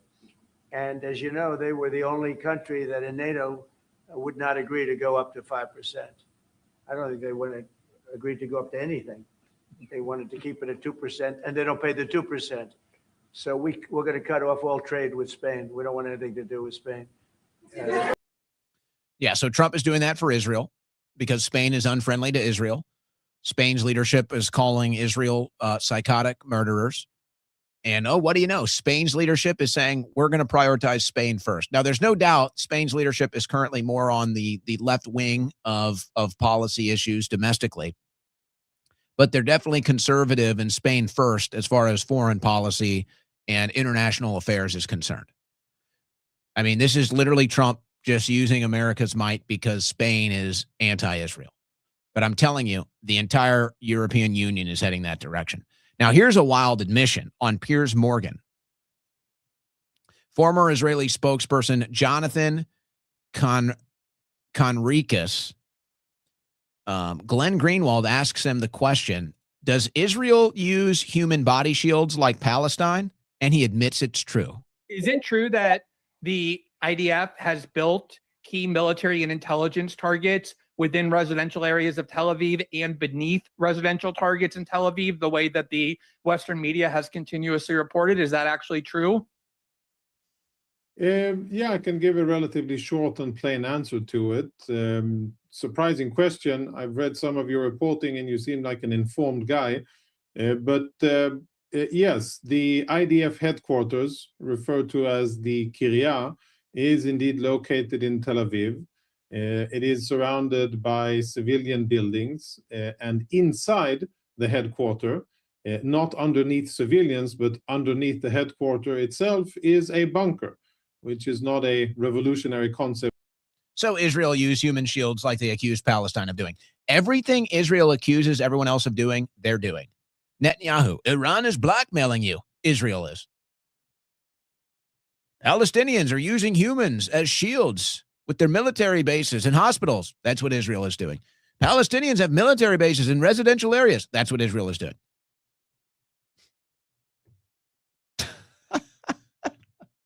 And then they gaslight you. Oh, my gosh. You know, I've got more here. I guess I should just hold off on some of these for now and keep it relevant to some of these developments. Let me pull in some of these recent clips. Let's go to some of this activity that just happened in D.C., some of this chaos that's happening here today.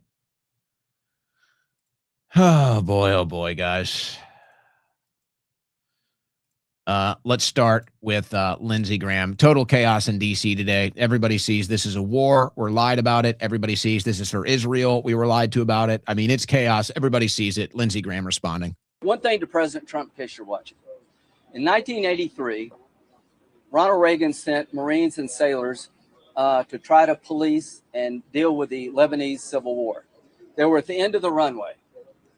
Hezbollah attacked the Marine barracks, killed 220 Marines, 18 sailors, and wounded 100 others. Again, we are in a different part of the world.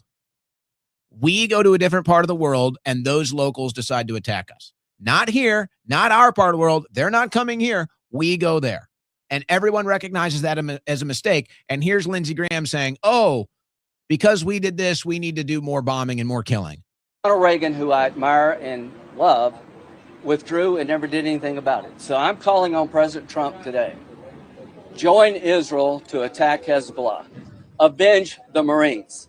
America never forgets. Those 220 Marines and 18 sailors' families, we want to go after the infrastructure that killed your loved ones. They're IRGC assets in Beirut as I speak. President Trump, come up with a new operation called Simplify. Fly with Israel and go after Hezbollah, who has American blood on its hands. Not only take the mothership of Iran down, also take the proxy of Hezbollah, settle the score, even the account. What do you think they got Lindsey Graham on tape doing? It's a fair question. What do you think? What do you think the blackmail file on Lindsey Graham is? It's got to be amongst the worst, right? Do you think they got him with non-humans? You know what I'm saying? Do you think he's in some videos with some non-humans? He has to have the worst blackmail file. I don't think it's just, I don't think it's just boys or anything like that. I think he's got something. There's something that's a man who is desperate. That's a man who is on tape doing something really bad. And he is desperate to make sure they don't release it. I don't know. I'm trying to make sense of it. It's the only thing that can make sense to have such a sellout like that. It's the only thing that makes sense to have such a phony, such a traitor like that. It's just, Here's Mark Wayne Mullen, who was saying it was a war, now is saying it's not a war. They're trying to figure it out. How does this one go? Are there measures being taken not to eliminate other possible alternatives to leadership? This is war, and we're taking out the threat. And if you're part of the threat, then you're a target. What we'd call not all the arrows, but going after the archers. You'll concede this is war. You'll concede this is war. We haven't declared war. They declared war on us, but we haven't. War. Secretary Hicks said we haven't declared. Just now, you said this is war. They called it war. They called it war. What I was saying. Okay, well that was a misspoke. But I was saying that they declared war on us, but war is ugly. It always. Trump launched an illegal war. He's going to get impeached for it. Everyone knows it. Oops, sorry. I mean, it's so ridiculous we have to play this game. It's so ridiculous we have to play this game. But that's what you have. You have a corrupt administration. Sorry. It is what it is. What did Schumer just say? I think Israel, forced the U.S.'s hand here, boxed the U.S. in on this. Look, no one wants a nuclear war. No one wants a nuclear Israel, but we certainly don't want an endless war, plain and simple. What did I say? Oh, no. Got it. Let me say that again. No one wants an endless war, but we certainly don't want a nuclear Iran. Oh, but a nuclear Israel's okay. Got you. Telling you guys, it's all out of the bag now. I mean, now, look.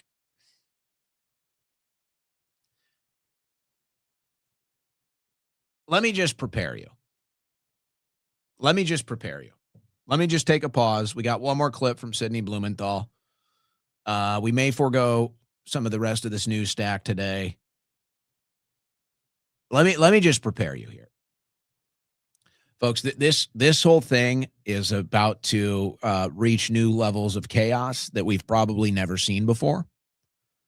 You might argue that it's already there, but you can already see it. The factors are all in line for this to be an absolute insane next week or two, because there's certain things that are now out of the bag that can never be put back in the bag. And these things are so big and so heavy And so basically, the level of propaganda coming out of the Trump administration and whatever loyalists he have left, it's going to be the most gaslighting, insane lies and propaganda you've ever seen in your life. I mean, we're talking Biden level, we're talking Obama level, but it's going to be worse because we had such high anticipation, high hopes for Trump. So it's like the betrayal is 10 times worse. And so the gaslighting is 10 times worse in this formula. Then you're going to see this issue because Trump just did an illegal war. This whole war is illegal. Trump is going to get impeached if the Democrats win the midterms. It's all illegal. It's legitimate. And it's all for Israel. So that's out of the bag. That's done. That narrative is over. All the people that are going to try to say it's not for this and all the different excuses, doesn't matter. It's over. Everybody knows it. Everybody knows it. And those media vipers and those media jackals that have been looking for a weak spot in the Trump administration since he first got into the White House, now they've got it. It's open. There's an opening in the armor, and they're about to rip through it. They got him. This is an illegal war. This is a war for Israel. How long is it going to last? What plans do we have? What is the agenda? What are the goals? They have nothing. Now the media jackals got them all. And now they're going to get access to all these other members of Congress, and they're not going to know what to say. Because now these members of Congress, they got their own elections to think about. They got to figure out what they're going to do with the things that they say. So eventually they're going to start turning on Trump. And they're going to say, sorry, Trump, I can't lie for you anymore. Sorry, Trump, I've got a midterm election to win. And if I say or do this, I'm not going to win. Sorry. And then you might even see the entire Republican Party turn on Trump. And I haven't even talked about what the actual military actions might be. That's just all the chaos and buzz and craziness you're going to see in D.C. Who knows what's going to happen with this war now? I mean, this is a big war now, folks. Clearly, this is a big war. You can see it. You can feel it. Everybody's sensing it now. The buzz is now hit. It's like, oh my God, we just did this. We just teamed up with the most murderous regime on the planet. We just teamed up with Israel on a 7-front war. We're all in now. Nobody likes it. The troops don't like it. The voters don't like it. The American people are broke. Oh, crap. And Trump doesn't give a damn. He's gaslighting the whole country, and he doesn't give a damn. So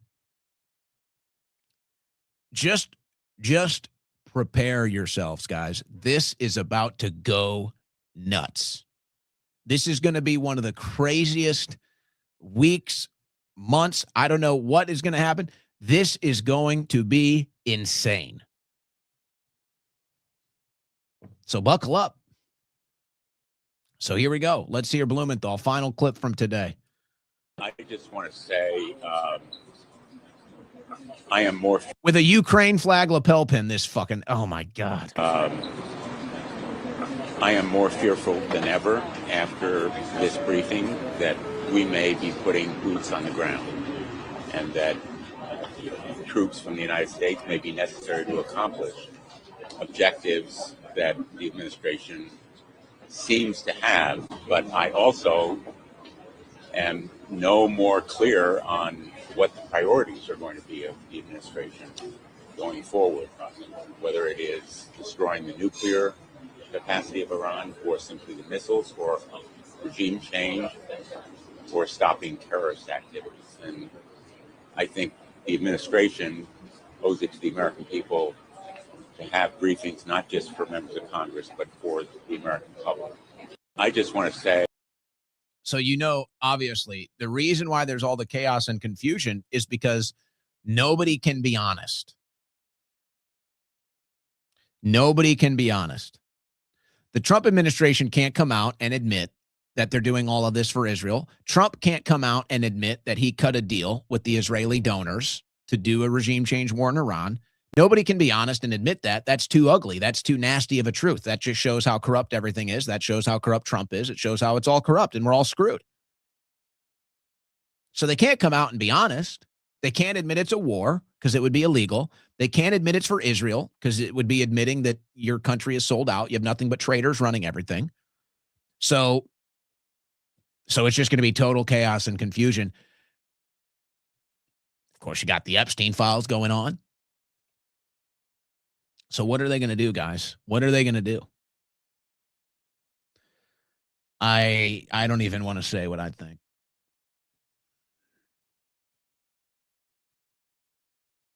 I don't even want to say what I think they're going to do. This could get really bad. This could get really bad, guys. But that's, you see the chaos from these members of Congress. You see it. And they're corrupt as anybody. And even they're like, hey, we know, it's like, yeah, we know certain levels of corruption and we're kind of corrupt. But even they're looking around like, holy crap. It's like, yeah, we've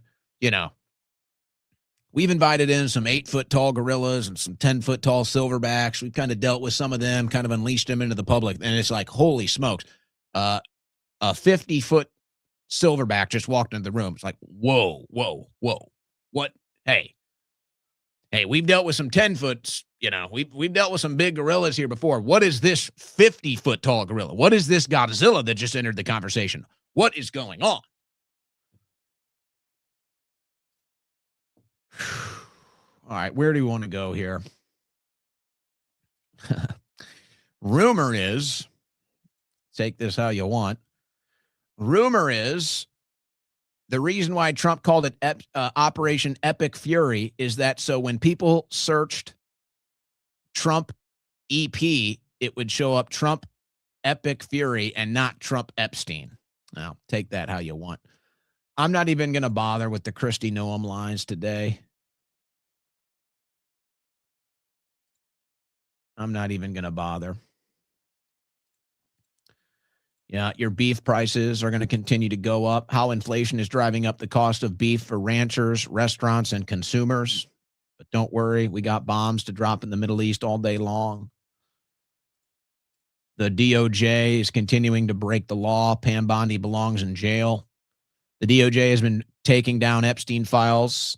Here's what remains. Yeah, because it was all a public blackmail campaign against Trump to get him to do regime change war in Iran. And now that he's doing it, they're taking the files down.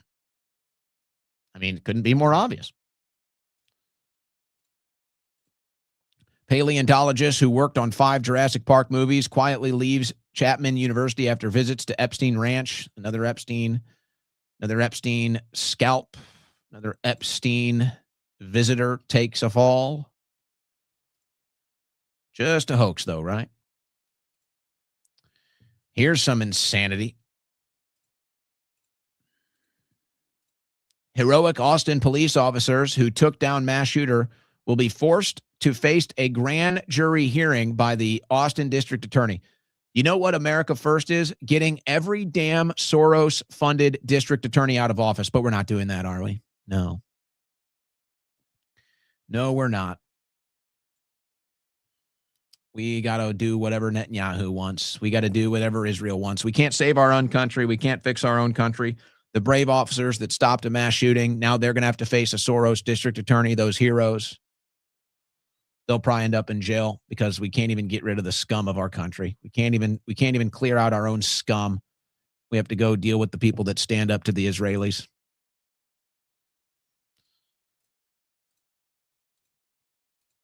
Kash Patel gutted FBI counterintelligence team before tasked with tracking Iranian threats days before U.S. strikes. So the FBI counterintelligence team that was supposed to be monitoring domestic threats from Iran, they all lost their job, and this was because they were part of the team that were investigating the document scandal at Trump's Mar-a-Lago. So you say, okay, well, maybe that was a good move, but now you look at it and you say, oh, the team that was investigating Iranians here, we don't have it anymore. Isn't that amazing? I got some other odds and ends, but I can't do it today. Too serious of a show. We'll go out with this for our last story. This tells you how bad it is out there. Former Charleston County magistrate maintains innocence in jail calls. Did you hear this one? Probably not. It's Charleston, South Carolina.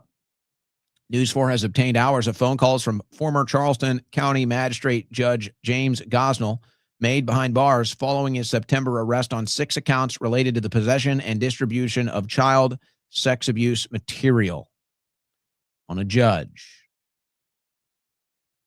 Prosecutors say Gosnell and co-conspirator John Thorpe conspired together to distribute CSAM, that's the child materials. Gosnell pleaded not guilty to those charges last October and was denied bond. The call show that Gosnell remains defiant, claiming he was a victim of hacking. Well, of course, the judge knows they record all the calls, so he would obviously do that. But do we have a judge distributing this stuff? Or why would somebody hack him and set him up like that? This is where our country's at, guys. Can't fix our own country. Got to bomb the Middle East a little more first. You know what? Screw it. Let's just do this quickly before we go to the super chats. Kristi Noem embarrassed herself today during a hearing. Here we go.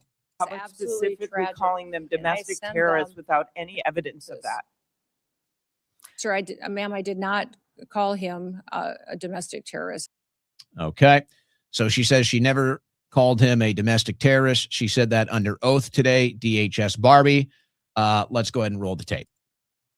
When you perpetuate violence against a government because of ideological reasons and for reasons to resist and perpetuate violence, that is the definition of domestic terrorism. This individual who came with weapons and ammunition to stop a law enforcement operation of federal law enforcement officers committed an act of domestic terrorism. That's the fact.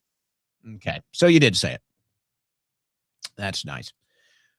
So another embarrassment for the administration. Now, Bondi did say this, and you have to ask yourself, okay, where are the arrests? Accompanied alien children were lost by the Biden administration, not tracked. We've located about 145,000 of them, and we've done that through the investigative work of our Homeland Security Investigations team.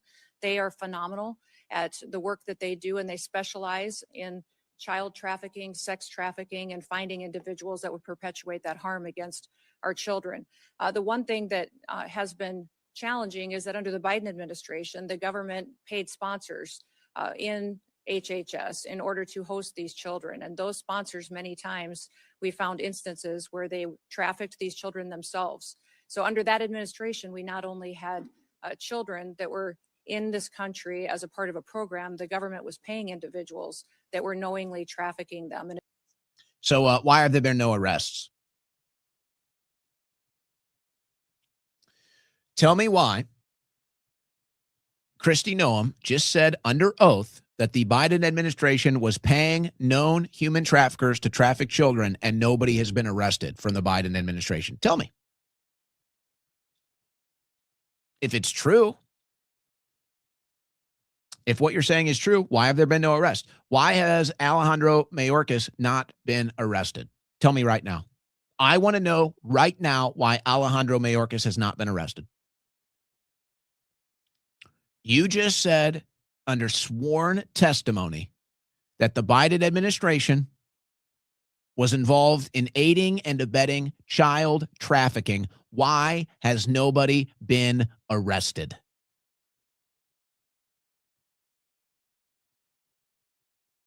Unacceptable, unexplainable, total corruption. And I mean, to me, you're now complicit. There you go. How do you like that? You're not going to arrest the people that aided and abetted in child trafficking? You're complicit. Congratulations. Good job, Kristi. Way to go. You're now complicit in the same crimes that Biden was complicit in, since you won't arrest them. Since you won't take the criminals off the street, by our measurements, you're now complicit. Good job. Way to go.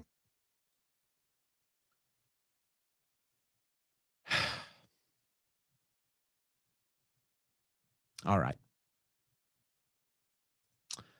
All right, guys. We're in the final 20 minutes of the show. As we do at the end of every show, let's go to our super chats. What do you guys got in store for me today? Starting off with Woofy. First time I'm seeing you. Welcome to the show. Can Iran just please turn the wall into dust? Oh boy, don't be go insane to that. It's like, it's so crazy. I don't even want to get started on this. I don't even want to get started on this. We shouldn't be put into a position where we have to choose. It's like we should just get America first, but we don't. But it's okay. It's okay to support Israel interests. It's okay to put Israel first. But if you dare say anything positive about Iran, now you're a traitor. See how that works? Israel's never killed our people. Really? Ever heard of the USS Liberty? Stop it. Player Hater 1. I'd give anything for you and Alex to reunite. It would show God's grace is strong and forgiveness is the way in these dark times. Much love, Owen. That's nice. It's a little it's a little heartfelt on a dark day. All right. Maybe the world does need it. I don't know. Owen Schroyer's wifey. Happy Tuesday, Poppet. What do you got, a Captain Jack Sparrow accent now? You're gonna bring that around? Captain Hard. Sounds anti-American, but it's the truth. We are the biggest funder of terrorism. Every single terrorist group we created and funded with tax dollars and still are. Israel wants overthrowing governments. Yeah, that's what happened in Syria, and that's what they're trying to do in Iran. And it used to be that, MAGA would say stuff like that and say it was Obama, but now that Trump's doing it, it's all good, right? We have let these warmongers destroy our reputation and cause massive civilian deaths in the Middle East, and then we call them the bad guys. This war is another example of that while America's in decline. It seems to be that there's people that don't understand, and it's the woke right, just like the woke left. Part of the psychology of the woke left was that they don't understand action reaction. They don't understand choice consequence.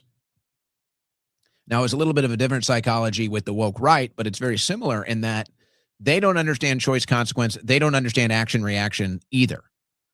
But in this case, they are just, as we all are, quite frankly, we're blessed. We're fortunate that for the most part, we don't have to deal with these wars. These wars stay in the Middle East. Those are the people constantly dealing with missiles over their heads and bomb shelters and wars, and we don't usually deal with that stuff. But it seems like they anticipate we're going to have to deal with that in the coming years, and that's why they're building the Golden Dome. But so they just think, oh, we can just bomb the whole world. We can just do the bidding of the Israeli bloodthirsty regime, and it'll never affect us negatively. That's woke right. Grover Pearson. Trump threatens Spain to use their base. That just tells everyone our bases are inoperable. Now he wants to send ships to the Strait of Hormuz. I wonder. I really wonder how much of this Trump deal is a confidence act, or if we really can just do whatever we want militarily. I mean, I don't doubt our military might and capabilities. I certainly don't doubt our soldiers. But, we've been pretty involved in Ukraine. We've been really involved in Ukraine. We've sold a bunch of weapons stocks to the Gulf nation states. We gave a bunch of weapons to Israel. I mean, this stuff doesn't grow on trees. We can't even build an Air Force One. Let's not forget that. They can't even build an airplane right now. So I wonder how much of this is a confidence act, or if Trump is serious, we'll just use everything we got. I don't know. Maybe time will tell. Cornelius Westernmost. Your coverage of the Iran strike Saturday morning with Rex was phenomenal. You also managed to turn it into a come-together moment for all of us who are feeling betrayed. Top-notch coverage and also heartfelt. Hey, thank you. I never mentioned that on the show. We did, a couple hours. The strikes happened at about midnight Central Time. I think I went live from about 1 o'clock to 3 o'clock. Did about an hour or so solo. Rex Jones joined me for the last hour or so. You can find that on the YouTube channel. Follow us on YouTube, guys, on the Owen Report. Means a lot. Thank you. Oregon Outlaw. Throughout my MAGA gear, Trump's a sellout. Laura Loomer is hella ugly. Thank you, and God bless your show. Laura Loomer, you know, she's probably uglier on the inside than she is on the outside. Her soul is probably even uglier than whatever she's got going on. DZ300, if being president was Trump's only goal, why didn't he just betray his donors and keep America first agenda? He now effed himself with impeachment and a horrible legacy. Was Biden in the Epstein files? I do think Biden was in the files, not as much as Trump, because Trump is probably compromised, I would say, to some degree. I would say Trump is compromised. And whether that's because somebody whizzed a bullet by his head, or whether that's because some other stuff that's in the Epstein files, or whether that's, you know, his family being threatened, maybe all three. That's why he has to go through with that. The American people aren't holding Trump hostage. The American people aren't threatening Trump. The American people aren't blackmailing Trump. So he doesn't have to answer to us. Gideon Judges, you knew damn well I was a snake before you took me in. Sneaking some Russian in there. Cornelius Westernmost, and yesterday's show was so good, I listened at work, then came home and watched the entire thing. You even managed to make me laugh and cry at the same time with your STL Cardinals tidbit. Great work, brother. Are you one of the Cardinals fans in there? I said that to producer DMT. You know, I've been in media almost, I guess, most of my life now. And I'm a media consumer myself. And I told him yesterday, I was like, you know, that's one of the shows, when you have chaos like this, it's like you got people that like me, or you got people that like my presentation, maybe my voice, my look, whatever. And, you know, they'll come around. But on a day like today or yesterday, when there's just full-blown chaos and people really want to know what's going on, and if they can find your show, a show like yesterday is a day where you actually get new audience members. And that's why I let it off today, because I didn't say that yesterday, but that's why I started it off today with, hey, today's the show you share with your friends and family. Today's not a show where it's just like you either like Owen Schroyer or you don't.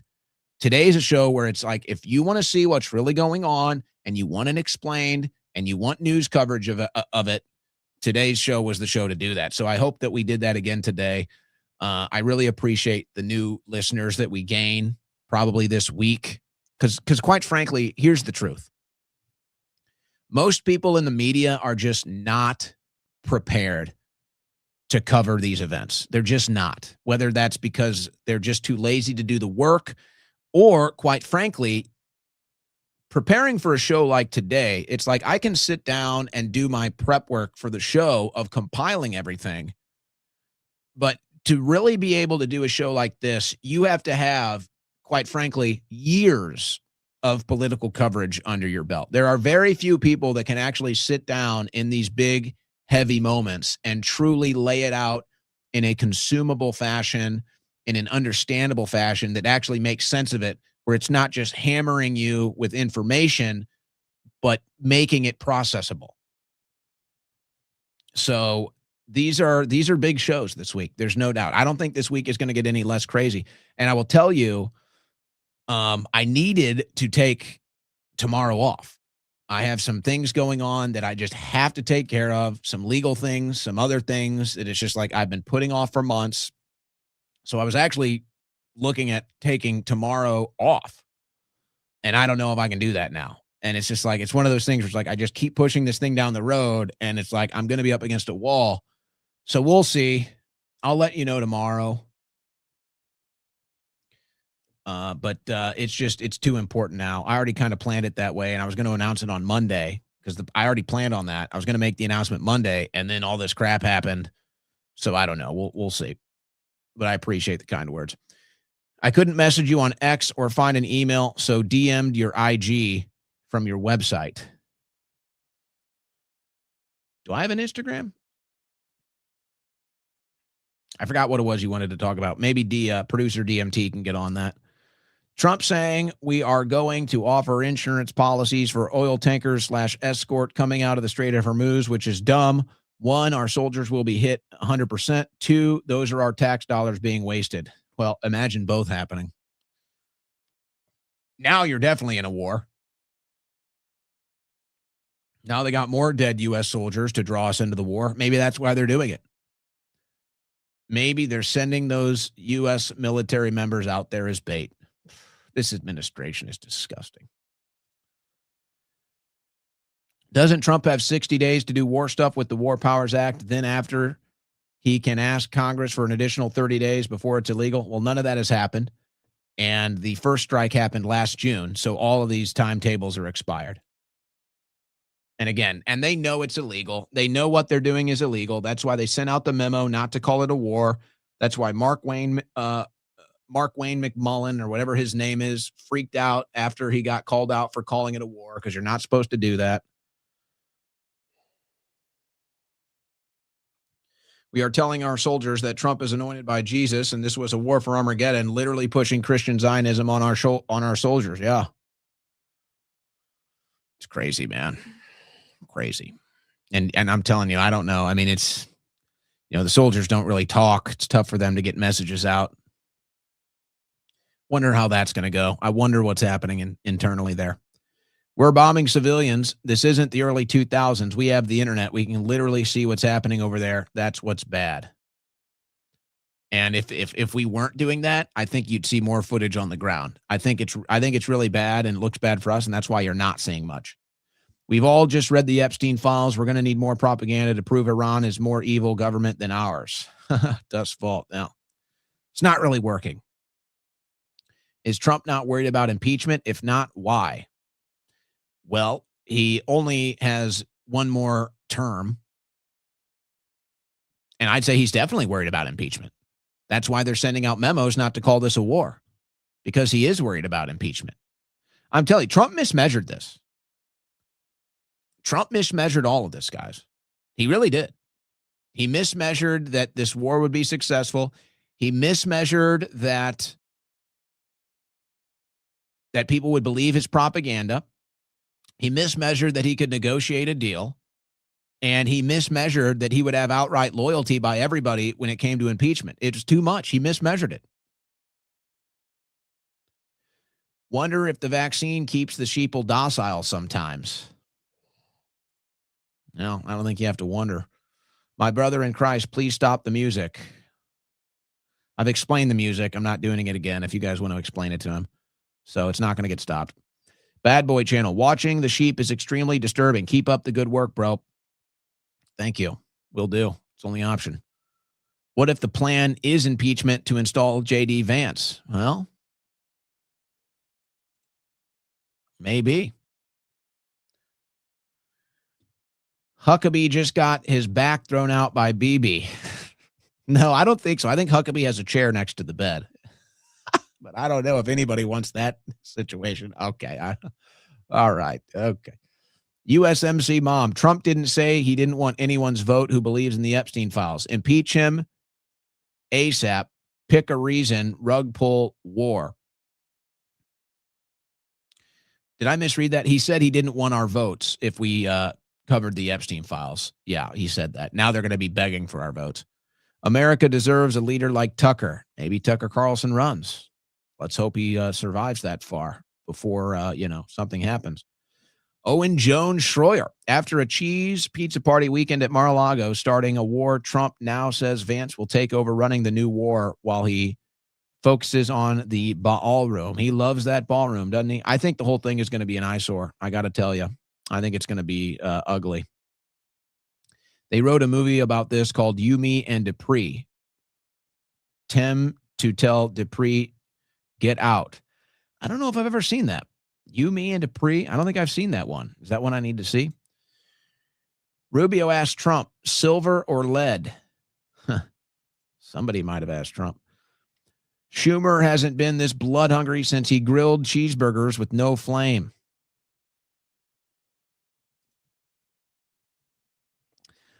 The line should have been drawn on the Epstein files. Well, it was, and then they bombed Iran. So here we go. Gringo Tomato. Keep up the good work, Owen. Thank you, Gringo. Will do. You have my word. I'm not voting left or right. Both are compromised. Leaves us little options. Pastor Locke is going to get that opportunity. Oh, man, how? Well, You go listen to old broadcasts of mine, I bet they're like prophetic, specifically that one. Praying you reunite with Alex and save the world. It's nice to see JV Free chiming in as usual. Super chat. Thank you, JV. What happened to massive switch in X polls? These things just get botted. A lot of botting going on X. Everybody can see it. Ever listen to Timcast just to laugh? The cope is hilarious, from Joe W. Well, my answer to that is no.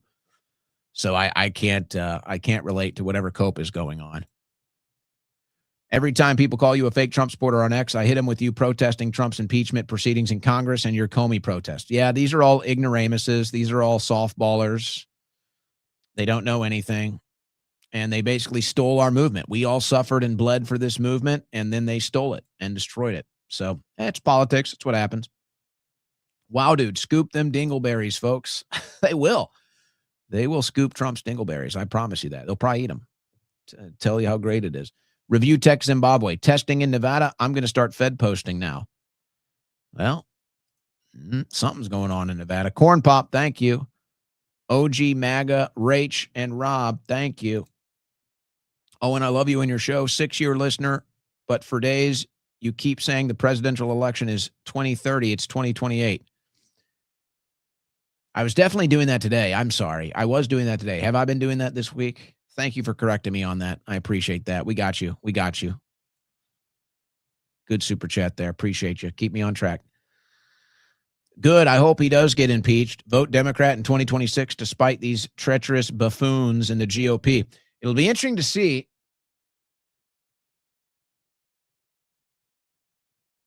And we've just gotten the names of the men and women that were killed in the Trump's war with Iran. 4 U.S. soldiers killed in Iran war, breaking right now.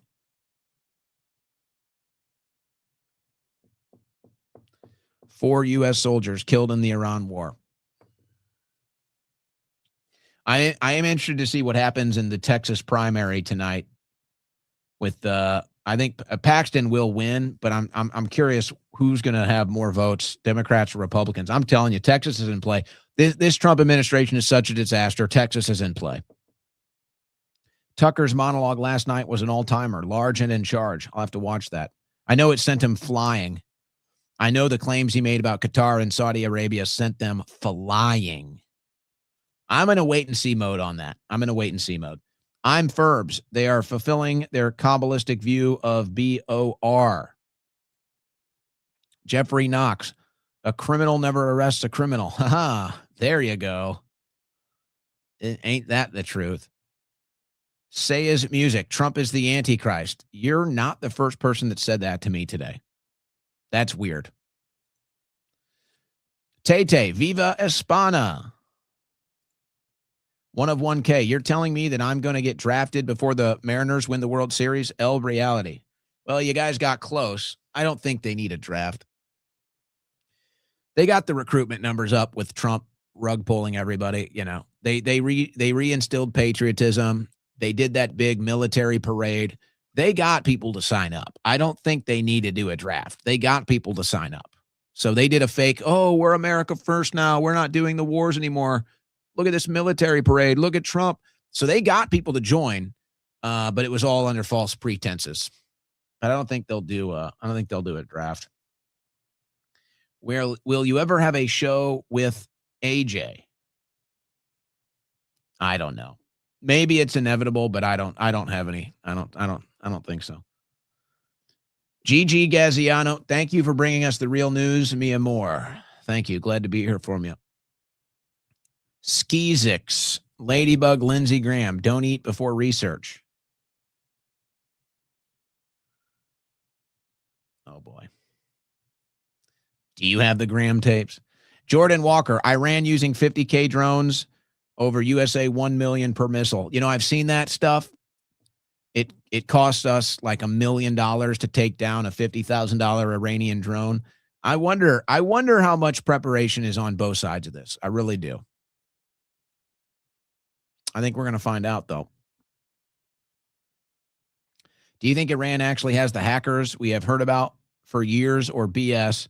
FedAC is down And FBI wanted banks about cyber attack 3 hours ago, warned banks about cyber attacks 3 hours ago. I mean, I wouldn't be surprised if Iran has some hackers. I don't know.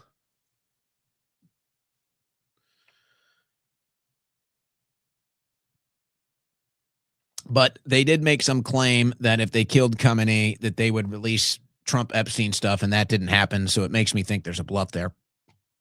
Kobe Bryant's helicopter. Turn up the music. Finally, somebody that gets the music. Thank you, Kobe Bryant's helicopter. And they sold Kobe Bryant's last game in Los Angeles. They sold a Kobe Bryant helicopter doll. He then died in a helicopter crash. 11 brothers. So anyone worried about Israeli biolabs on U.S. soil? Oh, yeah, that story just disappeared from Ori. What was his name? Yeah, the Israeli that got caught running a biolab. And then they released him from jail. And then somebody from the same background released him from jail. They buried that one, huh? Maybe Israel's blackmailing us because they got a chemical weapon here. Maybe Netanyahu says, Trump, if you don't strike Iran, we're going to release a biological chemical weapon and kill a bunch of Americans. Maybe that's a reality.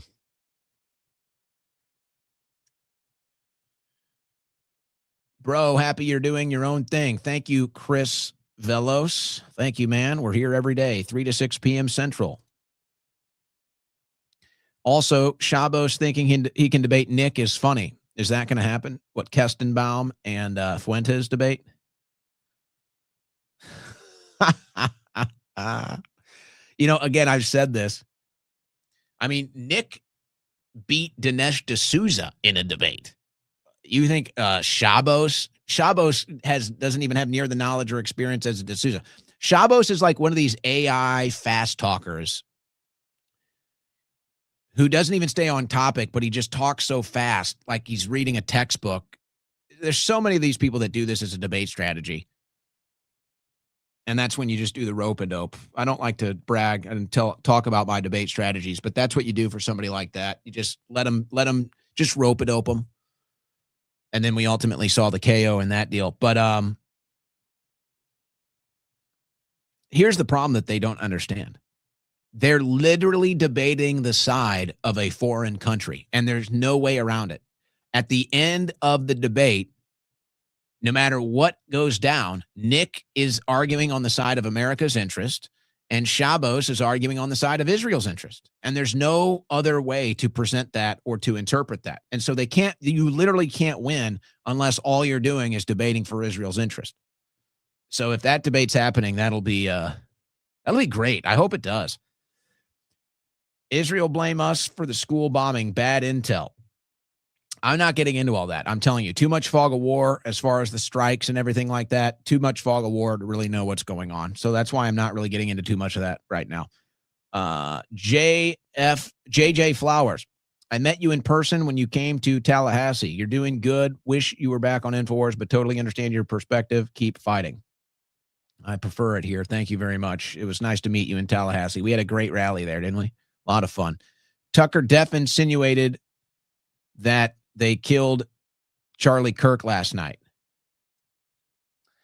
Well, I was going to save this for Friday when we do movie recommendations, but I'll get into this now because it comes out of a movie.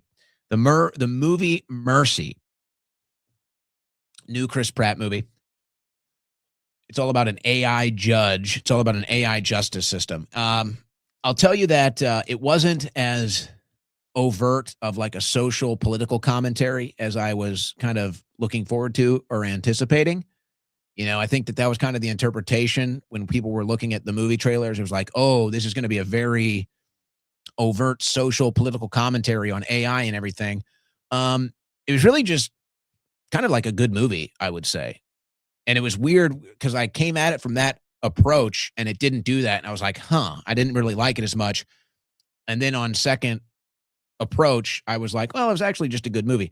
Here's why I'm bringing it up. And this isn't too much of a spoiler. But so when he's in the AI courtroom, there's a percentage meter of odds of guilt. And while the whole case is developing, the percentage of guilt is shifting based off of different evidence and stuff being proven right or stuff being proven wrong, whatever. The whole Charlie Kirk meter of evidence of guilt, with now everything we're learning, it seems like everything that we've seen in the last year has been all about this war for Israel. Yeah, I'd say the percentage of guilt is being cranked up on that deal as far as human intelligence is concerned, just based off of the surrounding circumstances. Cosmic Wave Rider, golden rule, do to others as you would want done to yourself, yet the elites in Zion, the U.S., GOP, AIPAC, Iran, and GCC are making money off innocent deaths. I saw the stock market is down unless you're in the weapons manufacturers, which, I feel stupid because I got rid of it all. I felt so bad. Somebody called me out on the show for it, and I said, you know what, you're right. So I dumped all my defense contractors and weapons manufacturer stock. I dumped it all. But if you held on to that, you're making a killing. Everyone else is getting killed. Sam White, wonder if we'll be at war during the 250 celebration. Oh, boy. I don't even want to think about that. What if that spy balloon wasn't Chinese? The spy balloon. Wow. Remember those days? The spy balloon. Well, they said the drones off the East Coast were Iranian. That was a blatant lie. Trump confirmed that, but who knows what the spy balloon was. B. Nkowski, seen an ex-post of a Mossad agent interview talking about where they had planted bombs across cities all over the world. I've seen that. Who knows if that's true or not? A lot of that stuff you just got to be careful of. The Don, answer my previous question. Thanks for the news. Props. What was your question? I thought I answered it. Let me scroll through here. Oh, I did answer that. I said, I don't think so. I don't think it's going to happen. Come move to Florida. Fish back for governor, Owen for mayor. I'm home in Texas right now. Former American golden boy, Pres Trump goes full narcissist and betrays America by committing Israel war crimes. Lord have mercy. Adam I. Yeah, it's a crazy time, Adam. Lord have mercy indeed. All right, guys, that does it for today. Stay tuned on X. I imagine I'm coming on tomorrow. As I said, I had some personal stuff I needed to do. I was going to take this off. I decided. Actually, it was last week. But given the recent events, and I expect there to be crazy stuff in the next 21 hours before the show would start, I'll probably be on again. But I got to do this stuff. It has to get done. I've been pushing it off for too long. Just some legal stuff, personal stuff. So I'll keep you posted. We might end up just changing the show time if nothing else. But follow me on X for updates. Can't commit to anything right now. Thursday, we got Ben Swan on the show. That's going to be huge. Just crazy news week so far. And I don't think that's going to change anytime soon. Crazy news week. God bless. Godspeed. Thanks to everybody for tuning in. We love you. We'll see you tomorrow.